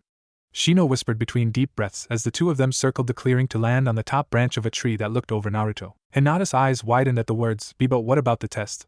She asked. Mizuki's loud laughter distracted the two of them for a moment. Finally. Now I can return to Orochimaru-sama's side with praise. Mizuki announced as he lifted the forbidden scroll into his arms. Orochimaru? Mizuki turned to see Iruka step from the cover of the tree line, moving around and spotting Naruto as he moved completely into view. Mizuki, what have you done with Hinata and what is your plan with that scroll? Iruka demanded. Mizuki smirked as he held the scroll under his arm. I've done nothing to the girl, don't know where that disgrace has gone off to. But I guess it doesn't matter after all, right? Mizuki asked mockingly. Iruka's brow furrowed. What do you mean? Iruka asked. Mizuki scoffed. Come on. We both know that now she's been popped and ran away. Hayashi won't want her. He's always believed women of the clan are best used for treaties and inter-clan marriage contracts. Her state and attitude says that's not gonna happen. She's useless to him now, especially since he can replace her with Anabi, the gifted one, Mizuki said calmly with a shrug, and since she's already run once, she's a threat to the clan. Iruka's rage was obvious on his face. Popped? He asked rhetorically, knowing full well what had happened to Hinata. How dare you? Hinata had something precious to her taken by force. The first Hyuga to not be an absolute dickhead, and she was mistreated and abused. Iruka shouted, pure angry rolling off of him in waves. And you used her for this? Iruka nearly roared as he bared his teeth, ready to kill Mizuki, regardless of the consequences. Mizuki shrugged. This is the ninja world, jackass. Other people have done much worse, he said with a dark smirk. Iruka went to charge at Mizuki when the Chunin dropped to a knee, his fingers wrapping around Naruto's throat. Not today, Iruka. Back off, or the kid gets it, Mizuki shouted. Iruka shook his head with a dark chuckle. You know, I'm glad you threatened Naruto's life like that. No, why? Iruka asked mockingly as he continued marching towards Mizuki. The Chunin's grip tightened. Why? Mizuki asked. 'Cause I'm a medic idiot. The medical chakra in my system wakes me up when I'm unnaturally unconscious, Naruto said casually as Mizuki looked down at him with wide eyes. Naruto slashed upwards with his right hand, but Mizuki pushed himself off of Naruto, thinking he had successfully dodged before he fell to a knee, his other leg not responding properly. What? Mizuki asked in shock. Naruto vaulted himself back as his blue glowing eyes shone with a new Sharingan, a blue version of the original that sat in both of his eyes instead of just the one. Naruto smirked as his new eyes worked with little effort on his part, as if he was a natural Uchiha. Mizuki glared at Naruto as Iruka charged at him from behind, jumping up to land a solid double kick, one to the back of Mizuki's head and one to his shoulder, throwing the Chunin onto his hands and knees while forcing him to let go of the scroll with a scream of pain as his shoulder was dislocated. Mizuki shouted angrily as Iruka grabbed the scroll and leapt back to land just in front of Naruto. Stupid fucking Mizuki grumbled under his voice as he forced himself to stand on shaky legs, pulling out a battle shuriken into his working hand. Stop fighting me, Mizuki shouted as he threw himself forward. Shadow Clone Jutsu. The 3 men on the ground paused and looked up as 2 Hinatas fell toward Mizuki. The first Hinata was thrown ahead at the last moment, forcing Mizuki on the defensive as she struck low before jumping up, The second Hinata did the same, landing a second later as Mizuki's attention focused on the airborne Hinata kicking at his head. Mizuki blocked as the second Hinata dove through his legs to come up behind Mizuki and slam a gentle fist strike into his back. Mizuki gasped as the strike threw him off, allowing the first Hinata to aim a kick at Mizuki's face. Mizuki barely leaned out of the way of the kick and slashed through the air with his shuriken, destroying the clone as the real Hinata leapt back. Insect ball! Mizuki had turned and missed a slash at the real Hinata before hearing the shout from above. Mizuki looked up, seeing Shino had formed his bugs into a large ball of chakra eating bugs. Usually the attack was a slow one as the bugs had to fly across a distance, but with Shino carrying the bugs, it was a stronger and faster attack. The bug ball exploded on Mizuki, throwing the Chunin at Naruto and Irika. Irika moved so that his downward kick slammed into the back of Mizuki's head, plowing him into the ground face first. Mizuki rolled painfully across the ground, coming to a stop against Naruto's foot. Mizuki weakly looked up into Naruto's blue Sharingan eyes as the genin made a fist. You're going straight to jail, no trial, no hurting any of my friends, and no Orochimaru. Naruto announced as his hand glowed green and he swung his punch. Hiruzen sighed as he sat back in his chair, bringing his pipe to his lips as he lit it up with a spark of fire chakra. That was ridiculous. Those three managed to learn A-rank techniques in only a few hours. Not just any ninja can do that. Hiruzen thought while blowing out some smoke. Hiruzen's eyes softened as he watched Hinata look at Mizuki sadly. And this girl just broke free of the clan after recovering from an extremely traumatizing position, learned a jutsu she shouldn't even have the chakra to achieve, and helped in taking down an active Chunin defector even in her pajamas. Hiruzen thought before turning to his door and glancing at the candle on his desk. Blowing out the candle, the lights in his office automatically lit up as Hiruzen cleared his throat. You're allowed in now, he said calmly. Bam! Tsunade stormed in angrily as the door she had punched flew out the window. What the hell is going on, sensei? She demanded as two other men walked in behind her. I am currently filing for banishment for someone in my clan. I have more important matters to attend to than to wait at your door, old man, Hayashi said disrespectfully. Shibi merely stood silently as he waited for an explanation. Hiruzen took a pull of his pipe and calmly looked over the three in front of him silently. He blew out the smoke through his nose before looking firstly at Hayashi. Tell me, I've heard that Hinata may be a threat to the Hyuga clan. Is that true? He asked. Hayashi sighed quietly. Yes, it is true. Hiruzen nodded. So, she is also the one that is being banished to the branch family of the clan? He asked. Hayashi smirked. The paperwork is filled. I'm just having it filed in the Hyuga archives. As of tomorrow morning it will be filed and therefore, become clan law, Hayashi said, knowing his work was done. Tsunade closed her eyes as she suppressed her rage, though she was glad she wasn't the one that had to show it. Shibi's fist slammed into Hayashi's face, sending the man to the ground in shock. Hayashi stared at Shibi before the man bowed to the Hiruzen. My apologies, Hokage-sama, I slipped, Shibi said calmly. Hiruzen nodded as Hayashi lost his composure and spluttered in shock. Slipped? He shouted. Forgiven, Shibi, Hiruzen said with a smile. Hayashi, the matter is closed, he finalized. Hayashi was about to speak up when Tsunade slammed her fist into the Hokage's desk. Forget this idiot and tell me where my son is, Tsunade demanded. Hayashi quietened down at Tsunade's words, feeling hurt as he still believed that the two of them held a special connection. Hiruzen sighed after taking a long drag from his pipe. Since Hinata is no longer part of your direct family, Hayashi, you aren't needed here. I'm sorry for putting you out like this, he said with a tired smile. Hayashi bristled with annoyance and anger before hiding it under his mask of no emotions. He turned and briskly walked out of the office, slamming the door behind him. Hiruzen sighed as he took another drag of his pipe. Irika is bringing Naruto, Shino and Hinata here now along with the Forbidden Scroll and their prisoner. Hinata was given an impossible task to achieve with the promise of Genin status as a reward. But she more than achieved. She learned to use an A-rank jutsu in around 3 hours, Hiruzen said, letting that dawn on them. Shibi looked out the window for a moment in contemplation. Then it would be logical she be given Genin status. But what of my son? He asked. Hiruzen smiled. Shino also learned an A-rank jutsu that goes with his style perfectly, while Naruto found and used a special seal that awakened any hidden bloodlines he may have had locked away in his chakra coils. Hiruzen explained. Tsunade blinked at that, unsure of what to expect. So like, one of those chakra mutations?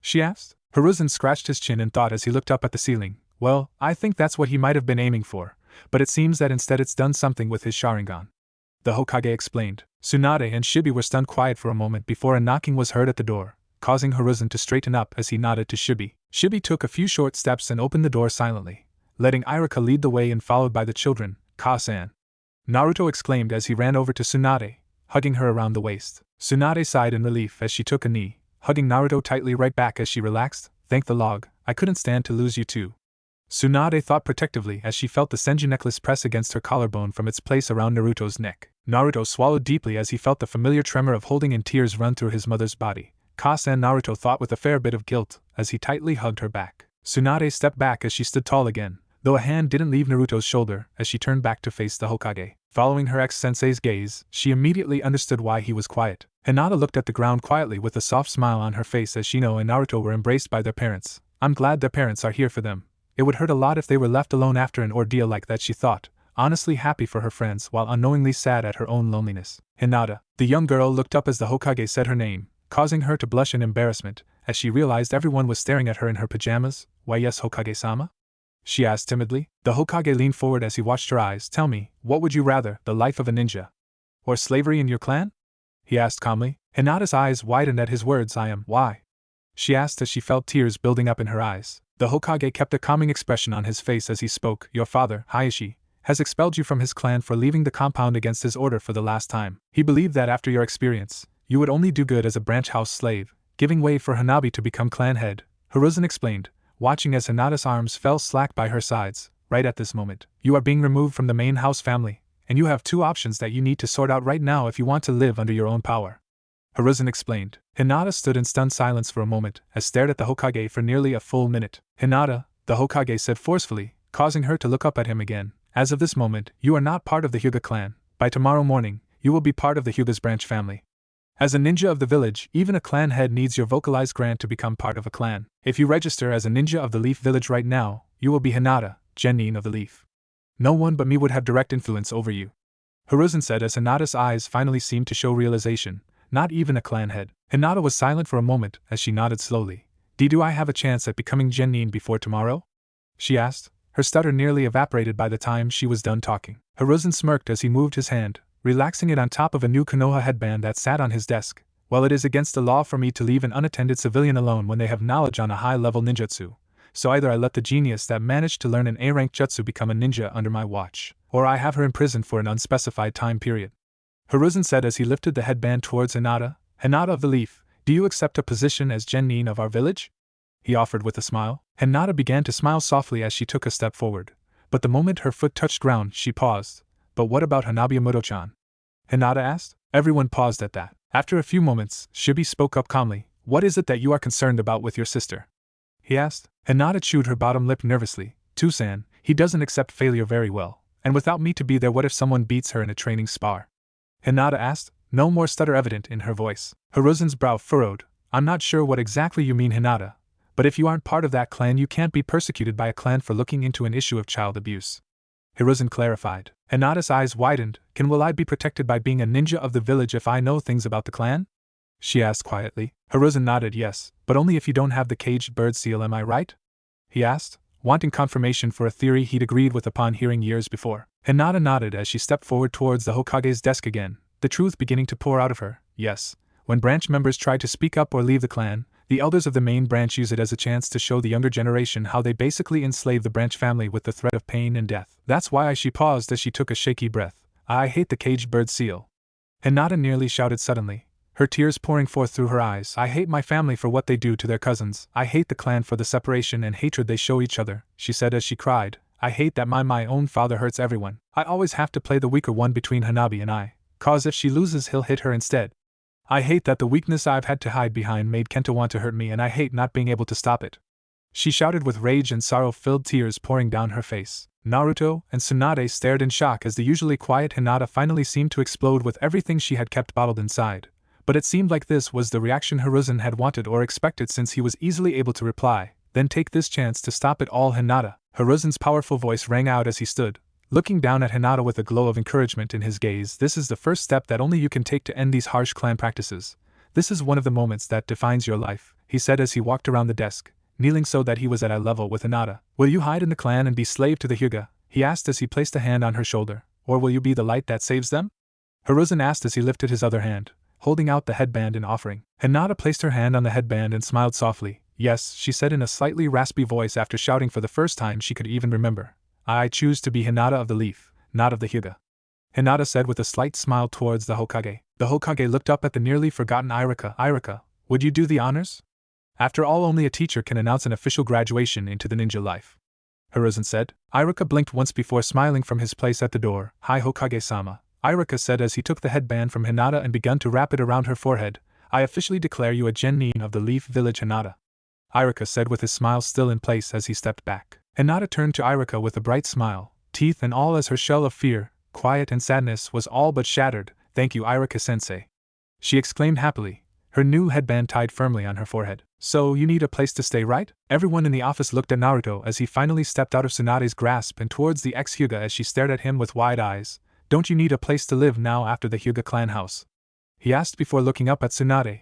I still have the spare room in my part of the house, Kasan. Can I offer it to Hinata? Naruto asked hopefully. Tsunade looked at Naruto with a smile, never able to deny him a thing and knowing that Hinata deserved to be treated better. Of course, she said, looking to Hinata with a smile, and I'll have Shizen take you shopping in the morning for some appropriate attire.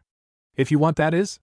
Tsunade offered Hinata. Hinata looked between Naruto and Tsunade for a moment before nodding. Yes, that would be great, Hinata said, her smiling only growing larger in size. Hiruzen smiled as he stood. It's settled then, he said before clapping, bringing everyone's attention back to him. It's very late, so let's conclude this meeting for now, Hiruzen ordered. Shino looked up. And our incident reports, Hokage-sama?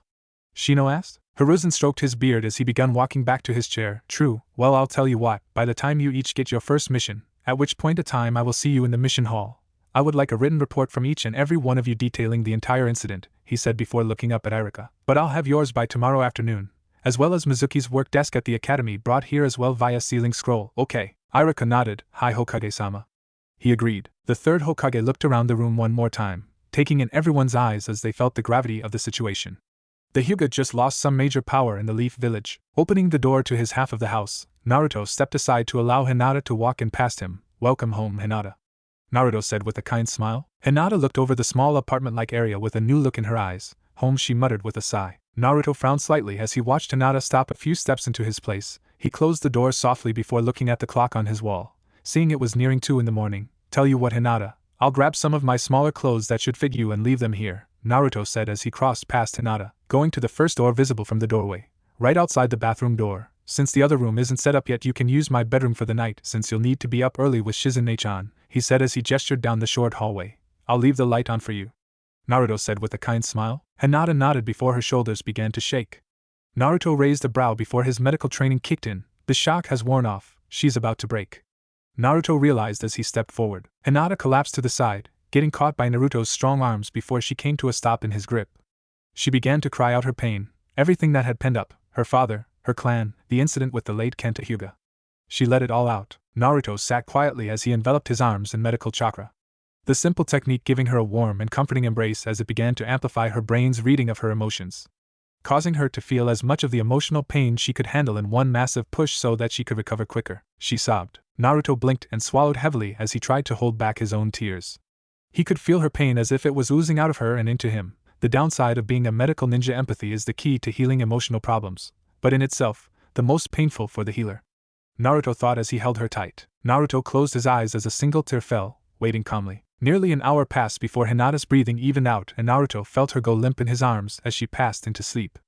Naruto sighed as he slowly maneuvered her into his arms and stood, holding her in a bear hug as he placed her gently on the couch nearby, resting her head on the armrest. Naruto sighed as he walked to his bedroom, opening the door quietly as he cleared his bed and set up the pillows for her. A few moments later, Naruto closed the door to his bedroom as he left her sleep before he walked to the adjoining door and sighed before yawning. Geez, this day sure was fun, Naruto thought sarcastically before looking up at the low light with a smirk as his blue Sharingan eyes spanned slowly. Then again, at least something good came out of it, Naruto thought with a light chuckle as he stepped out of the hallway and into the main house. Good, you're still up. Naruto looked over to his mother with a smile as he stepped out of the small hallway, seeing her on a large couch as leant against the armrest. Come here, don't think I'd miss that your eyes have changed, she ordered as she straightened up to give Naruto room. Naruto sighed as he moved over to the couch and lay down, resting his head on his mother's lap as he looked up at the ceiling and yawned. I made it today, Kasan. I'm a genin now, Naruto said with a smile. Tsunade nodded with a smile. Yes, you are, and one day you could become the world's greatest medic like I did, or maybe even Hokage like Sarutobi-sensei, she said as she placed her green glowing hand over his eyes, having him close them as she began to analyze them. Naruto scoffed. No way, Hokage? I don't really want that kind of responsibility, he said before sighing. Being a medical ninja is hard enough as it is, Naruto muttered. Tsunade's brow furrowed as she continued reading the chakra pathways in the eyes. What's so bad about being a medical ninja? She asked curiously. You've never shown a dislike of it before now, she said. Naruto smiled up at his mother, even with his eyes closed. Yeah, I know, It's just occurred to me since we've been back to the village my entire job is basically about dealing with everyone else's pain and problems, he said before yawning. And I'm not sure if I'm strong enough to deal with that. Or even if I want to for that matter, he said tiredly. Tsunade's eyes widened, but not because of what he said. His eyes, both of them, have matching chakra pathways, the same pathways Shusoi's eye had before, but there's 2 other chakra pathways stemming off from the original. And the biology is all Naruto. He just made a pure-blood Uzumaki Sharingan bloodline, but with something extra if the 2 extra pathways are anything to go by, she thought and wondered before trying to refocus on their conversation. Well, just because I'm a medical ninja doesn't mean you have to be Naruto. Tell me, what would your dream job be? She asked. Naruto smiled as he felt her chakra meld easier into his chakra network. Before, where it was an uncomfortable feeling, now it felt extremely calming. I think I'd want to be a ninja teacher, like maybe a Jonin sensei.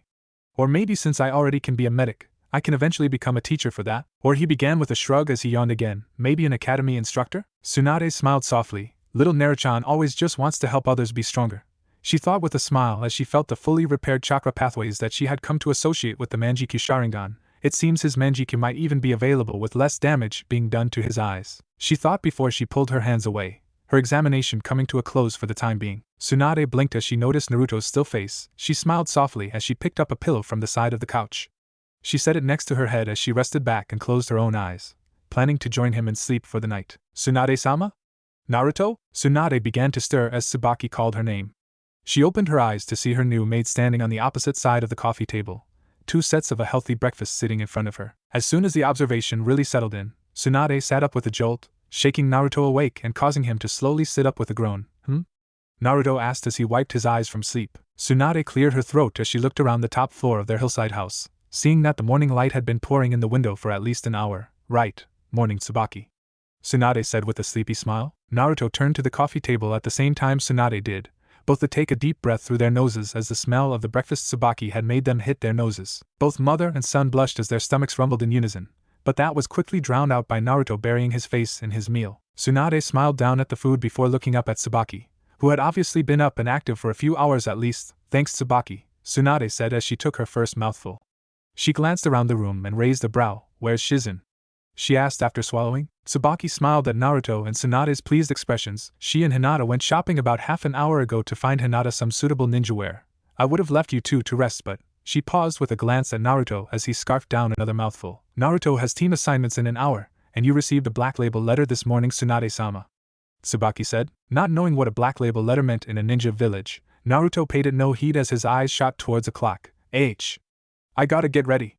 Thanks for the awesome food, Tsubaki, Naruto exclaimed as he jumped up to his feet. Tsunade watched as Naruto came back for his last piece of bacon before sprinting back off, disappearing down the hallway in a blur as he rushed to get ready. Tsubaki chuckled slightly as she watched Naruto retreat to his room, but the atmosphere quickly became heavy as she turned back to Tsunade, seeing the Senju clan head looking down at the envelope in front of her with a frown on her face. The plain envelope had but 2 things on it, a single black stripe and the mark of the Hyuga clan head, causing Tsunade to sigh as the events from the day before finally caught up with her. I just took in the clan heir of the Hyuga clan, the daughter of a guy with a weird man crush on me, and an unsealed free Byakugan user. Tsunade thought with a sigh as she looked down at the envelope. Should have seen this coming. Opening the envelope, Tsunade began reading what she assumed would have been a threat of some kind for taking in Hinata, but she simply raised a brow as she began reading the letter to herself. Naruto threw his jacket on over his singlet as he looked down at his new ninja tools.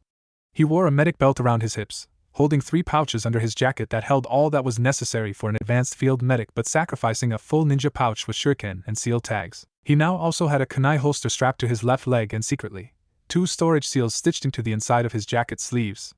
Better to be prepared for anything rather than unprepared for the random, Naruto thought to himself as he finished getting dressed and left his bedroom. A few minutes later, Naruto walked out his front door with a grin as the morning sun drenched over his form.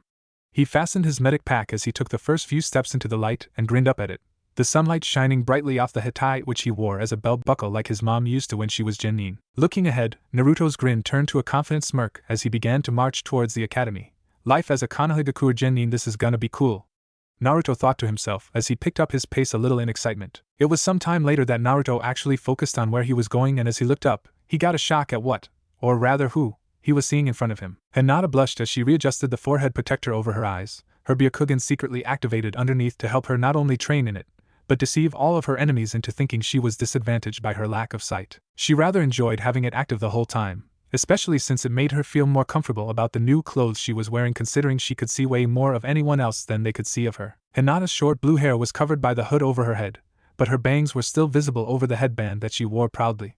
The hoodie was sleeveless and a very dark orange that in a dark light would seem closer to brown. She appeared to not be wearing a shirt underneath it since as it stopped above her belly button, everyone could see her bare skin showing and subsequently the scar that lead down to disappear underneath her pants. Hinata's blush increased as she saw Naruto basically checking her out as he walked in the gate, his eyes very much glued to the tight black material that was closer to tights than pants other than the pockets present on them. The only thing that had stayed the same was her ninja sandals. Shizen smiled as she saw Hinata smile in turn. So he's here somewhere, Shizen thought as she looked over to the gate, seeing Naruto turn towards them. Wow, those eyes of hers are really incredible. Shizen thought, still getting used to the idea of the Byakugan, let alone trying to understand just what she's seeing and interpreting. Hey Nei-chan, Hinata. How's the new threads? Naruto asked as he came to a stop in front of the two of them. Hinata? Hinata sighed as Kiba Inuzuka appeared between her and Naruto. It ISU. What happened? Why are you dressed like some clanless bum? Kiba asked, thinking her clothes were about as far from Hyuga tradition as his own were. It was at this moment he realized her eyes were covered under the hood. And what happened to your eyes? He asked in a moment of worry. Hinata watched Kiba for a moment as she saw him stare at the bare skin she was showing on her tummy, and unfortunately, she saw his body's reaction to her appeal as well. Kiba, keep your eyes to yourself please. I don't want your attention. Hinata said quite simply. Kiba's entire persona faltered as Naruto couldn't hold back the smirk that formed on his face. Wow. Hinata doesn't waste a moment for thought now. Naruto thought with a slight chuckle that brought Kiba's attention to him. Kiba turned to Naruto and scowled at him. Senju? What do you want? Kiba asked, only just realizing that he was there. Shizen glanced between Kiba, who was obviously trying to assert his Inuzuka dominance, and Naruto, who looked like he wanted to see the situation resolve, and sighed. Nope, I'm needed at the ANBU facilities, it'll just be a bother to watch this unfold, she thought before placing a hand on Hinata's shoulder. Hinata looked up at her with a smile. Thank you for this morning, Shizen-san. I've never had girl time before. Hinata said happily. Shizen nodded and smiled. Anytime, Hinata-chan, I had real fun. Shizen said, being honest as she truly did enjoy playing dress up with someone like Hinata. After all, she had a body type that fit most styles of dress. Shizen placed a hand on Naruto's shoulder as she walked past, causing Kiba to look up at her as did Naruto. I'll see you later, Naruto-chan. You make sure that you're careful, okay? She said. Naruto grinned up at her. Got it, Nei-chan. He promised with a nod. With that, Shizen left calmly, though she took one more glance at Kiba as she felt his gaze on her as she walked away. Geez, for a kid he certainly doesn't seem to think like one. Back at the trio of Genin, Naruto went to address Hinata, but Kiba stood between them as he repeated his earlier question. What do you want, Senju? Can't you see Hinata-chan and I have some things to talk about? He asked rhetorically as he took a step back, about to place a hand on Hinata's waist. Naruto's eyes widened. Oh, one should never unexpectedly approach or touch someone that's been through what Hinata has, especially a creeper like Kiba. Naruto thought as he was about to intervene. Crack! Kiba shouted in pain as he nursed his pinky finger, which was suddenly bent in a very, very wrong way. Kiba stared at it for a moment, and opened his mouth as he was about to scream. Naruto's hands moved quickly, one to Kiba's mouth to cover his shout and one green glowing hand to crack his finger back into place and heal it, causing Kiba to blink owlishly as he watched his finger morph back into the right shape with no pain. Kiba, Hinata said, bring the dog boy's gaze up to her headband, causing him to feel unsettled as she seemed to look right through him. I told you before and this is the last time I'll say it again. I don't want your attention.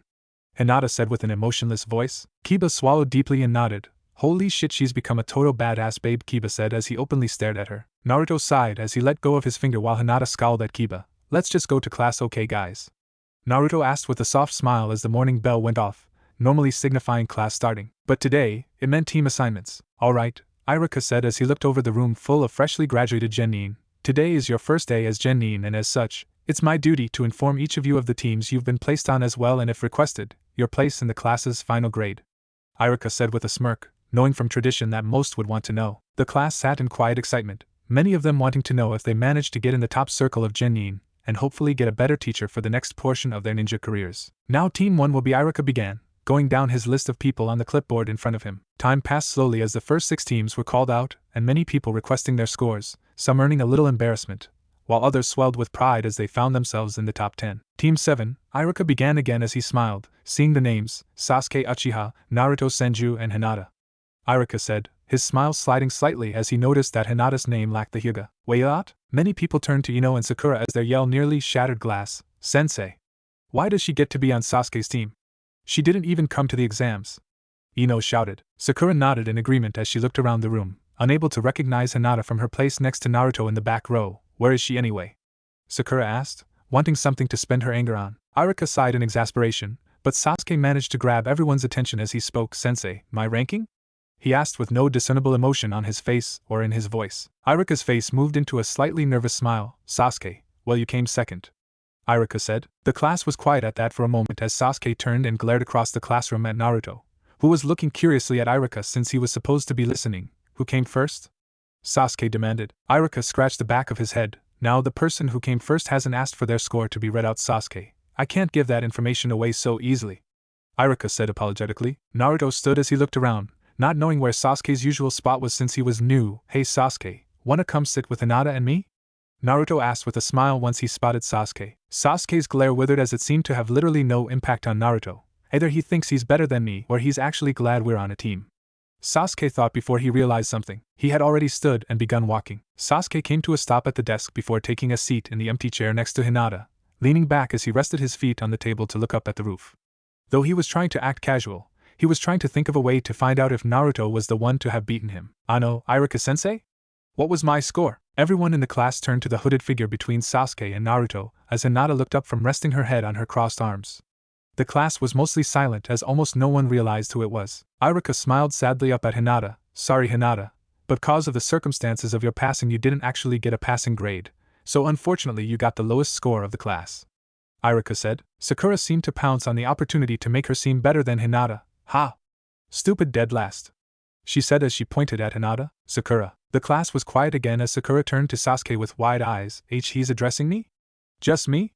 Sakura thought with a dreamy smile. Talk to my team like that again and I'll burn you. Rather than letting the classroom explode again, Iruka quickly clapped his hands to get everyone's attention as Sakura froze, an emotional breakdown becoming more and more imminent with each passing second. So Naruto, want to know your ranking? Iruka asked before realizing that this redirect might not have been his best. Naruto smiled and nodded. Okay, did I get in the top 10? Naruto asked politely. Iruka nodded. Yes actually, turns out you got number 1, he said, letting that sink in for a moment. Naruto is Rookie of the Year. As if that was the last straw, everyone in the classroom burst into questions.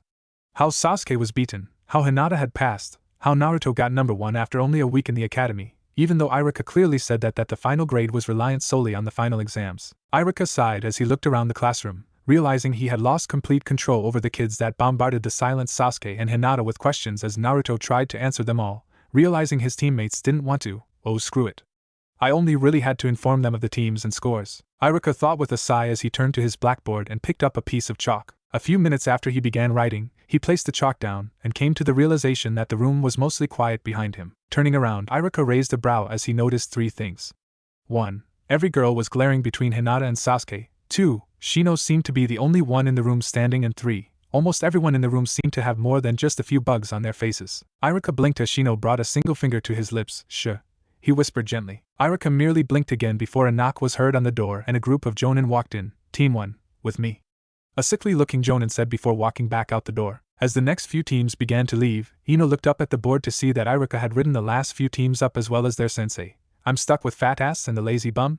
She shouted. Shikamaru and Choji sighed as Shikamaru turned to his friend. Told you she wouldn't have noticed it before, Shikamaru muttered. Ino's outburst made Sakura look up for her name as well before a horrified look came over her face. I got the stinky dog and bugba, she screamed. Sakura. The pinkette turned to Shino as the boy readjusted his glasses, giving Sakura a view of his kaleidoscope eyes. Sit down, Shino ordered. Sakura, a girl with an extreme fear of bugs, sat down quickly and silently as anime tears poured from her face. Naruto nodded as he read from the board as well. Interesting. So the person who came last gets put with the 2 best to balance a team, and the same repeats throughout the top 10 and subsequently the worst 5 before the last 15 are mixed around in subsidized groups, Naruto said calmly. Hinata and Sasuke both looked at him with a raised brow. Clunk. The 3 of them looked over to the door in unison to come to the same conclusion as they were left behind in the now empty room. Our sensei is late. Tsunade sighed as she entered her new office in the hospital. After only half a week of work at the hospital, it was obvious that the standards of medical care had fallen in the few years she was absent, and as she began to prove so, she proved that she was still more than capable of running the ICU department. So here she was, just over a week into her job as one of the 3 alternating head doctors of the ICU unit in the Hidden Leaf Village's hospital. And fuck was there a lot of idiots. Tsunade frowned as she fell into the plushy chair behind her desk, looking down at the folder of her last patient for the day, managing to ignite a fire chakra inside the lungs, but didn't release it before it took form of a flame. Idiot burned the inside of his lungs and would have died if it wasn't for that weirdo Genin medic. Tsunade thought before leaning back and closing her eyes for the moment. Long day, Tsunade? Tsunade's eyes snapped open as she looked at the person standing in the corner of her office. Jiraiya? She asked in shock. The Toad Sage stepped out of the shadows with a grin on his face that was so big that his eyes were shut. That's me. Sorry I missed the dinner the other night, Jiraiya said as he walked calmly into the center of the room. Tsunade sighed again as she sat forward. That was last week, moron. You really messed up, she said. Jiraiya raised a brow. Huh? Why did I mess up? Jiraiya asked. Tsunade looked up at Jiraiya with an angry but obviously exhausted glare. Cause on that night Sarutobi and I had a little talk concerning who Naruto's godparents were, and since Mikoto is gone, that left only his godfather there to look after him, Tsunade said as she stood to her feet, her hands clenched tightly. But where was he again? Oh yeah, writing porn for money, Tsunade said angrily as she punched through her desk in anger, breaking it in half and clearing a path for her to walk through. Jiraiya blinked with wide eyes as he stepped back. Hey, let me explain here. It wasn't my fault. Sarutobi-sensei said that Naruto can't leave the village yet, and then I had to go set up my spy network throughout the elemental nations, Jiraiya said in panic. Tsunade scowled as she walked past Jiraiya. I know everything you really got up to, Jiraiya, she said as she slapped him in the chest with a yellow envelope. And you have a lot to make up for, she said as she paused at his side. Jiraiya looked at the envelope in confusion as he began to open it, only to find 2 columns named penance and crime side by side down the page along with a paragraph down the bottom from their sensei. Jiraiya, I am ashamed that you shirked your duties as a godfather in favor of leering on the women of the 5 elemental nations. You have used your status to get into places and do illegal activities. As much as I hate to do this, it's the only way I can be certain about your actions at this point in time. For each crime that I could report you for, you shall do the village one favor specifically for people of this village, or the village itself. If you refuse, pack your bags and start running. Looking forward to seeing you at the first task. Hiruzen Sarutobi. Jiraiya was about to be stunned and furious as he read the paragraph to its final word, but before he could say anything out loud about it, Tsunade cut him off. Before you begin to bitch, look at the first few acts of penance and make your decision, she said, pointing to the first line of words and walking away. Jiraiya blinked olishly as he read the first task. Chill with the Hokage on the next available Saturday for his day off. Teach a team of Naruto clones weekly? Teach a 3-lesson course that's full prep for female Jonin seduction missions? Jiraiya read questioningly yet hopefully in his mind as blood began to leak from his nose. Tsunade nodded as she watched Jiraiya begin to get lost in his daydream, tapping him on the forehead protector to get his attention as she walked past. Focus, idiot. Most of these aren't that bad, though a few will be time-consuming, she said before opening the door back into the main part of the hospital. How about we go get started on number 4? Don't expect anything sincere, ya perv, and you're picking up the check, Tsunade said as she walked out the door. Jiraiya blinked as he looked down at number 4 on his list. Take Tsunade out on at least 5 dates. Whether it be as friends or something more, you both need to talk, Jiraiya read out loud. Jiraiya looked up and out the open doorway, seeing Tsunade looking at him with a blank expression, one that Jiraiya was familiar with. Dear log, what has her this pained? It's not really about me ditching the kid, is it? Rock, paper, scissors, Team 7 exclaimed as they thrust their hands out. Oh damn, Naruto said with a fake frown, having fun testing Hinata and Sasuke's reactions to his subtle mind analysis techniques, such as rock, paper, scissors. Sasuke smirked as he and Hinata turned to one another, both of them holding out their hands as Naruto tried to predict their movements. Sasuke will pick rock again, but this time Hinata will too. Then next turn Sasuke will go scissors and Hinata will lose with paper, Naruto predicted, smirking as what he was guessing began to unfold in front of him. Naruto raised a brow as Hinata surprised him by picking rock a 3rd time. Hinata wins, Naruto said with a grin. Sasuke scowled before leaning back and shrugging. Big deal, it's just rock, paper, scissors, he grumbled. Creak. The 3 genin turned their heads in unison as the door to the classroom opened, letting a gray-haired Jonin walk in. Hello, Team 7? Kakashi asked with an eye smile. Sasuke stood immediately. That's us, he said confidently. Kakashi looked him up and down before pointing at Sasuke. Too emo, he said before his finger pointed at Hinata. Too blind, he said before pointing at Naruto. Too ugly, Kakashi said calmly before turning away. Meet you on the rooftop. Poof. It took a few moments for Kakashi's words to register in their minds, but when they did, Naruto jumped to his feet angrily. Hey, what the hell? Naruto shouted before leaping to the door of the classroom, turning back to his team with a grin. Race ya up there, he said before stepping out of the door. Naruto chuckled as he instantly heard the 2 people behind him get to their feet. So the key for this team is to give Sasuke a challenge to spur him on to be stronger and to give Hinata the opportunity to prove herself now that she's stopped holding herself back. I wonder how strong she'll grow without the oppression of her clan hanging over her, Naruto thought to himself as he dashed up the stairs. Pushing open the doors to the rooftop, Naruto paused as he spotted their new sensei sitting on the rail opposite him. A second or so later, Sasuke and Hinata stopped at his sides, staring at Kakashi as he opened his single eye. Ah, hello you 3, come take a seat, Kakashi said, waving them over casually. Naruto frowned as he marched over to Kakashi. I don't know what's up with this guy, But as long as I can get these two to have a friendly rivalry between them, they'll grow strong together, and hopefully help me to do the same. Naruto thought as he arrived in front of their new sensei, taking a seat to Sasuke's left as Hinata sat beside him. Kakashi glanced over the group with a bored expression in his eye before it rested on Hinata. So, tell me a little about yourselves, guys. Hinata blinked. What should I say? She asked. Kakashi shrugged. You know the usual, your names, likes, dislikes, dreams and stuff.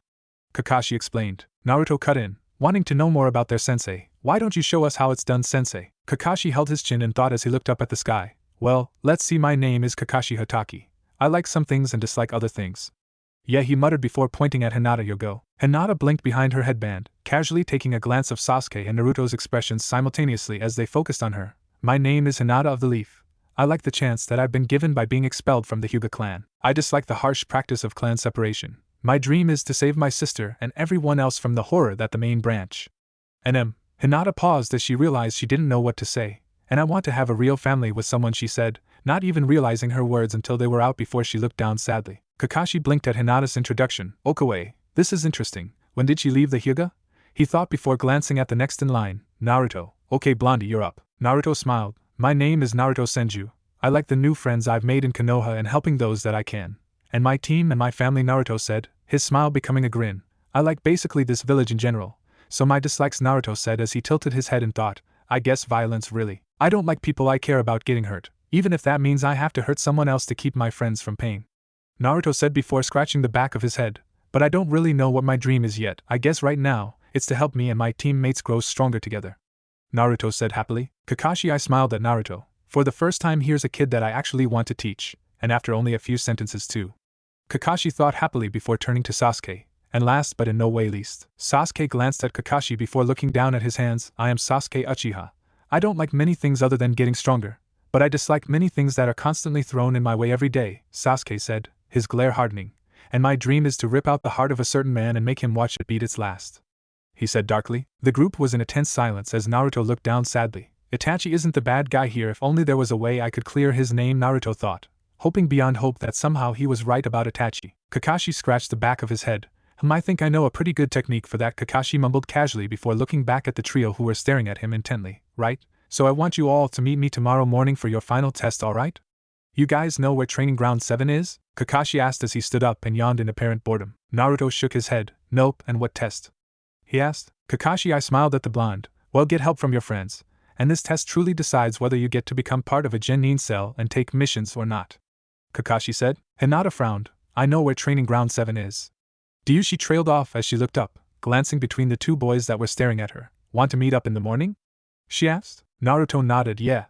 There's this ramen place down in the market district, and no breakfast tomorrow, Kakashi said, cutting him off. You'll just end up throwing it up again. Kakashi said with a nice smile. Sasuke frowned and then sighed. How about the gates to the Uchiha district? My clan house is right next to the edge of the village and the training grounds. Sasuke said with a bored expression. Naruto nodded again with a smile. Yeah, that seems cool to me. Naruto said before looking to Hinata, wanting her to speak up. Hinata nodded at his look and smiled. Yes. The Uchiha district sounds fine.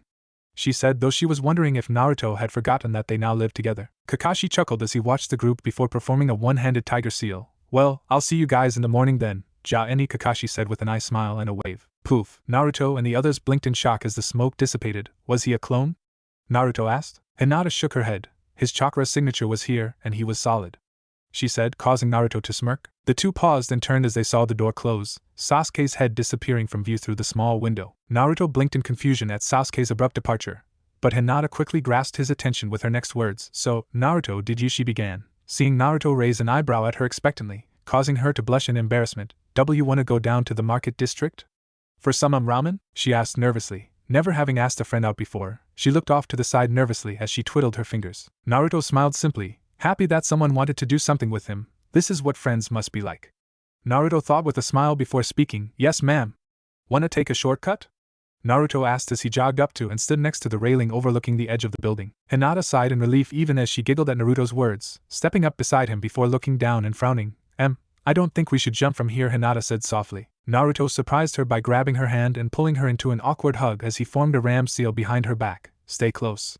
Naruto exclaimed as the two of them disappeared in a shunshin. Hinata had just finished pulling her new outfit on as she tied the headband over her Byakugan activate eyes, My first day on a team with Naruto-kun and Sasuke-kun, I hope I don't disappoint either of them, she thought with a sigh as she went to leave her new bedroom door. Oh damn it! Hinata blinked before she opened the door quickly and ran out into the main room, seeing Naruto shaking his hand in pain as he had burned it on the pan, though he seemed to hear her rushed entrance to the room as he turned to her with a smile. Morning, Hinata-chan, Naruto said exuberantly, his blue Sharingan eyes visible to the world even though the rest of his genjutsu was still in effect. Hinata smiled softly at Naruto as she saw simultaneously with her eyes that the toast was burning, the eggs were a few seconds from being overdone, and the kettle was seconds from overflowing. She quickly walked through his little kitchenette, popping the toaster and lifting the kettle off of the heat as she glanced through Naruto's shoulder at the 4 eggs he had nearly burned. Naruto smiled sheepishly at her as she placed the toast on the set of plates he had already waiting. Sorry, Hinata-chan, I was trying to make breakfast for you, but I guess it was more like you saving breakfast from me, Naruto said with a kind smile as he placed everything in the sink and lifted the kettle and his own plate, turning to place them both on the small table that Hinata joined him at with her own plate. Hinata sat down with a smile as she looked down at the food while Naruto poured some tea for the two of them. Thank you, Naruto. It smells wonderful, she said softly, her voice slightly hoarse before she cleared her throat. Naruto grinned as he dug into his food, though halfway through it Hinata paused and broke the comfortable silence. Naruto, didn't Kakashi-sensei say we weren't to eat anything before the test? She asked. Naruto nodded and continued eating. Well, normally I would agree with my commanding officer, but as a medic, a few techniques, pills and medicines are available which make the body absorb nutrients at an accelerated speed to avoid such situations that would normally result in puking up your guts, Naruto explained as he lifted his teacup, otherwise known as rosehip tea infused with some special flavorless herbs. Naruto finished before taking a deep sip from his warm tea. Hinata blinked at Naruto from behind her headband and nodded as she took a hesitant sip of her surprisingly delicious tea. She nodded to Naruto. Thank you, this is wonderful, she said earnestly. Naruto grinned happily as he finished his meal and took the empty plate to the sink. He just placed it atop the pan in the sink before turning to Hinata and picking up his tea from the table. I'm gonna have this on the balcony if you want to join me? Naruto offered. Hinata nodded as she finished eating her mouthful. Yeah, okay, I'll be right after you, she said before she watched him walk away. Naruto stepped out onto his balcony, resting back into one of the chairs in relaxation as he looked out over the nearly empty street. Soon we'll have to go get Sasuke and we'll make our way to the training grounds, he thought as he sipped his tea. I wonder if I can convince the others to get ramen with me for lunch. After about a minute, the door opened again and out came Hinata. Is it okay to just leave the dishes there? I can wash up if you want, she offered. Naruto shook his head. Nah, that's okay. Tsubaki has the next 6 hours to do the little chores around the house. That's what mom hired her for apparently, so yeah, we can have a break, Naruto said with a smile. Hinata nodded as she took a seat next to Naruto, relaxing back into the chair and smiling softly as her eyes looked up and down the whole block, seeing a small flock of birds fluttering at one end while on the other some bats were sleeping. Having the Byakugan activated all the time really gave one a new perspective on the beauty of the little things surrounding them. Hinata's focus traveled to Naruto as he finished his tea and set it down on the small table between them. Naruto began, causing Hinata to turn her head to him curiously. Are you okay?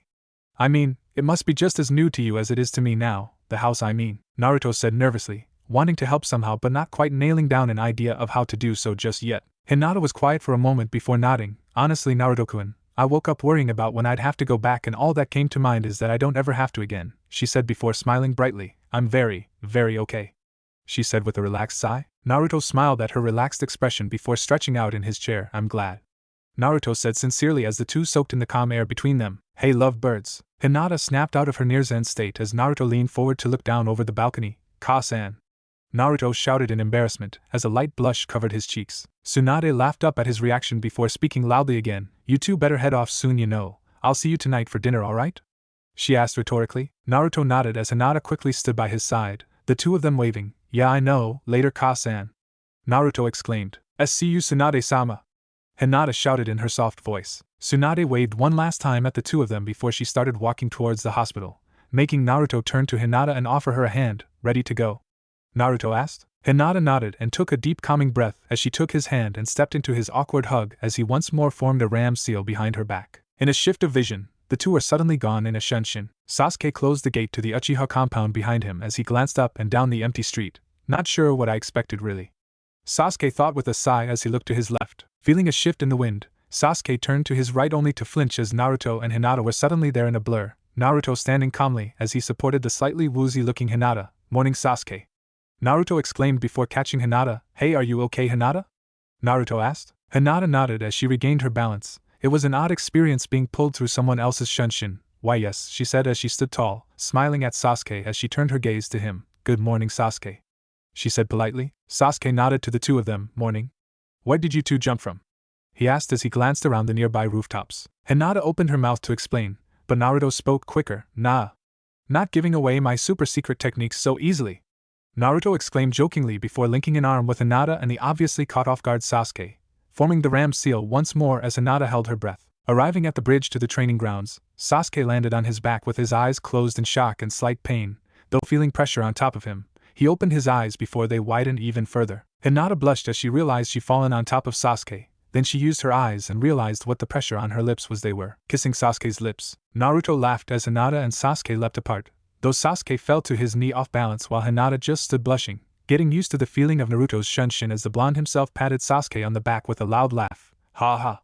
You two look so cute together, he said jokingly, earning himself a glare from Sasuke. Sasuke climbed to his feet as Hinata felt that she was back at 100%. The training grounds is this way, she said as she began to walk off. Naruto offered a supportive hand to Sasuke. Hey, are you okay? Naruto asked in honest concern. Sasuke glared at Naruto with a slight blush of embarrassment at the whole situation, expecting a patronizing glare of some kind, but pausing as he noticed Naruto's expression.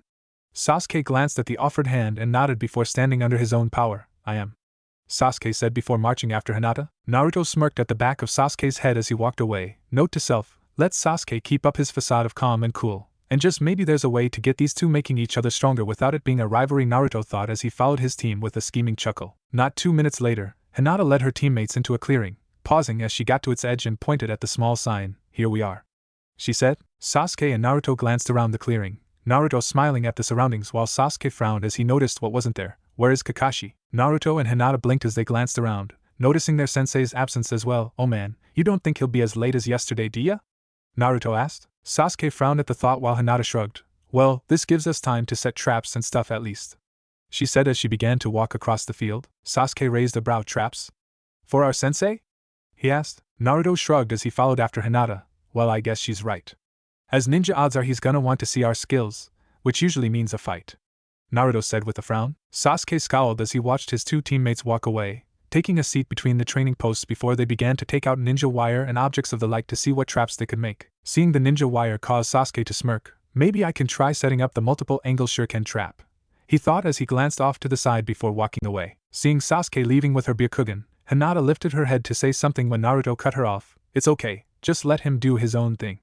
He'll come around, Naruto said with a grin. Hinata watched Naruto for a moment before he noticed her blush. Actually, I was going to ask, she said before looking at Naruto with a pout. Does Sasuke hate me now? She asked. Naruto raised a brow. Huh? Why do you think that? He asked curiously as he paused in setting up a burst trap with shuriken. Hinata looked down and shook her head. He didn't talk to me and we just kissed, she said as if Naruto hadn't seen it, and he didn't say anything to me after she trailed off. Naruto paused in his trap making, not to judge, but you didn't say anything to him either. I think he's just embarrassed as you probably are considering that blush, Naruto said. His chuckle increased as Hinata's blush grew stronger at his words, though he held back his laughter as she began nodding and showing Naruto what she had to make more traps and him doing the same as they got back to work.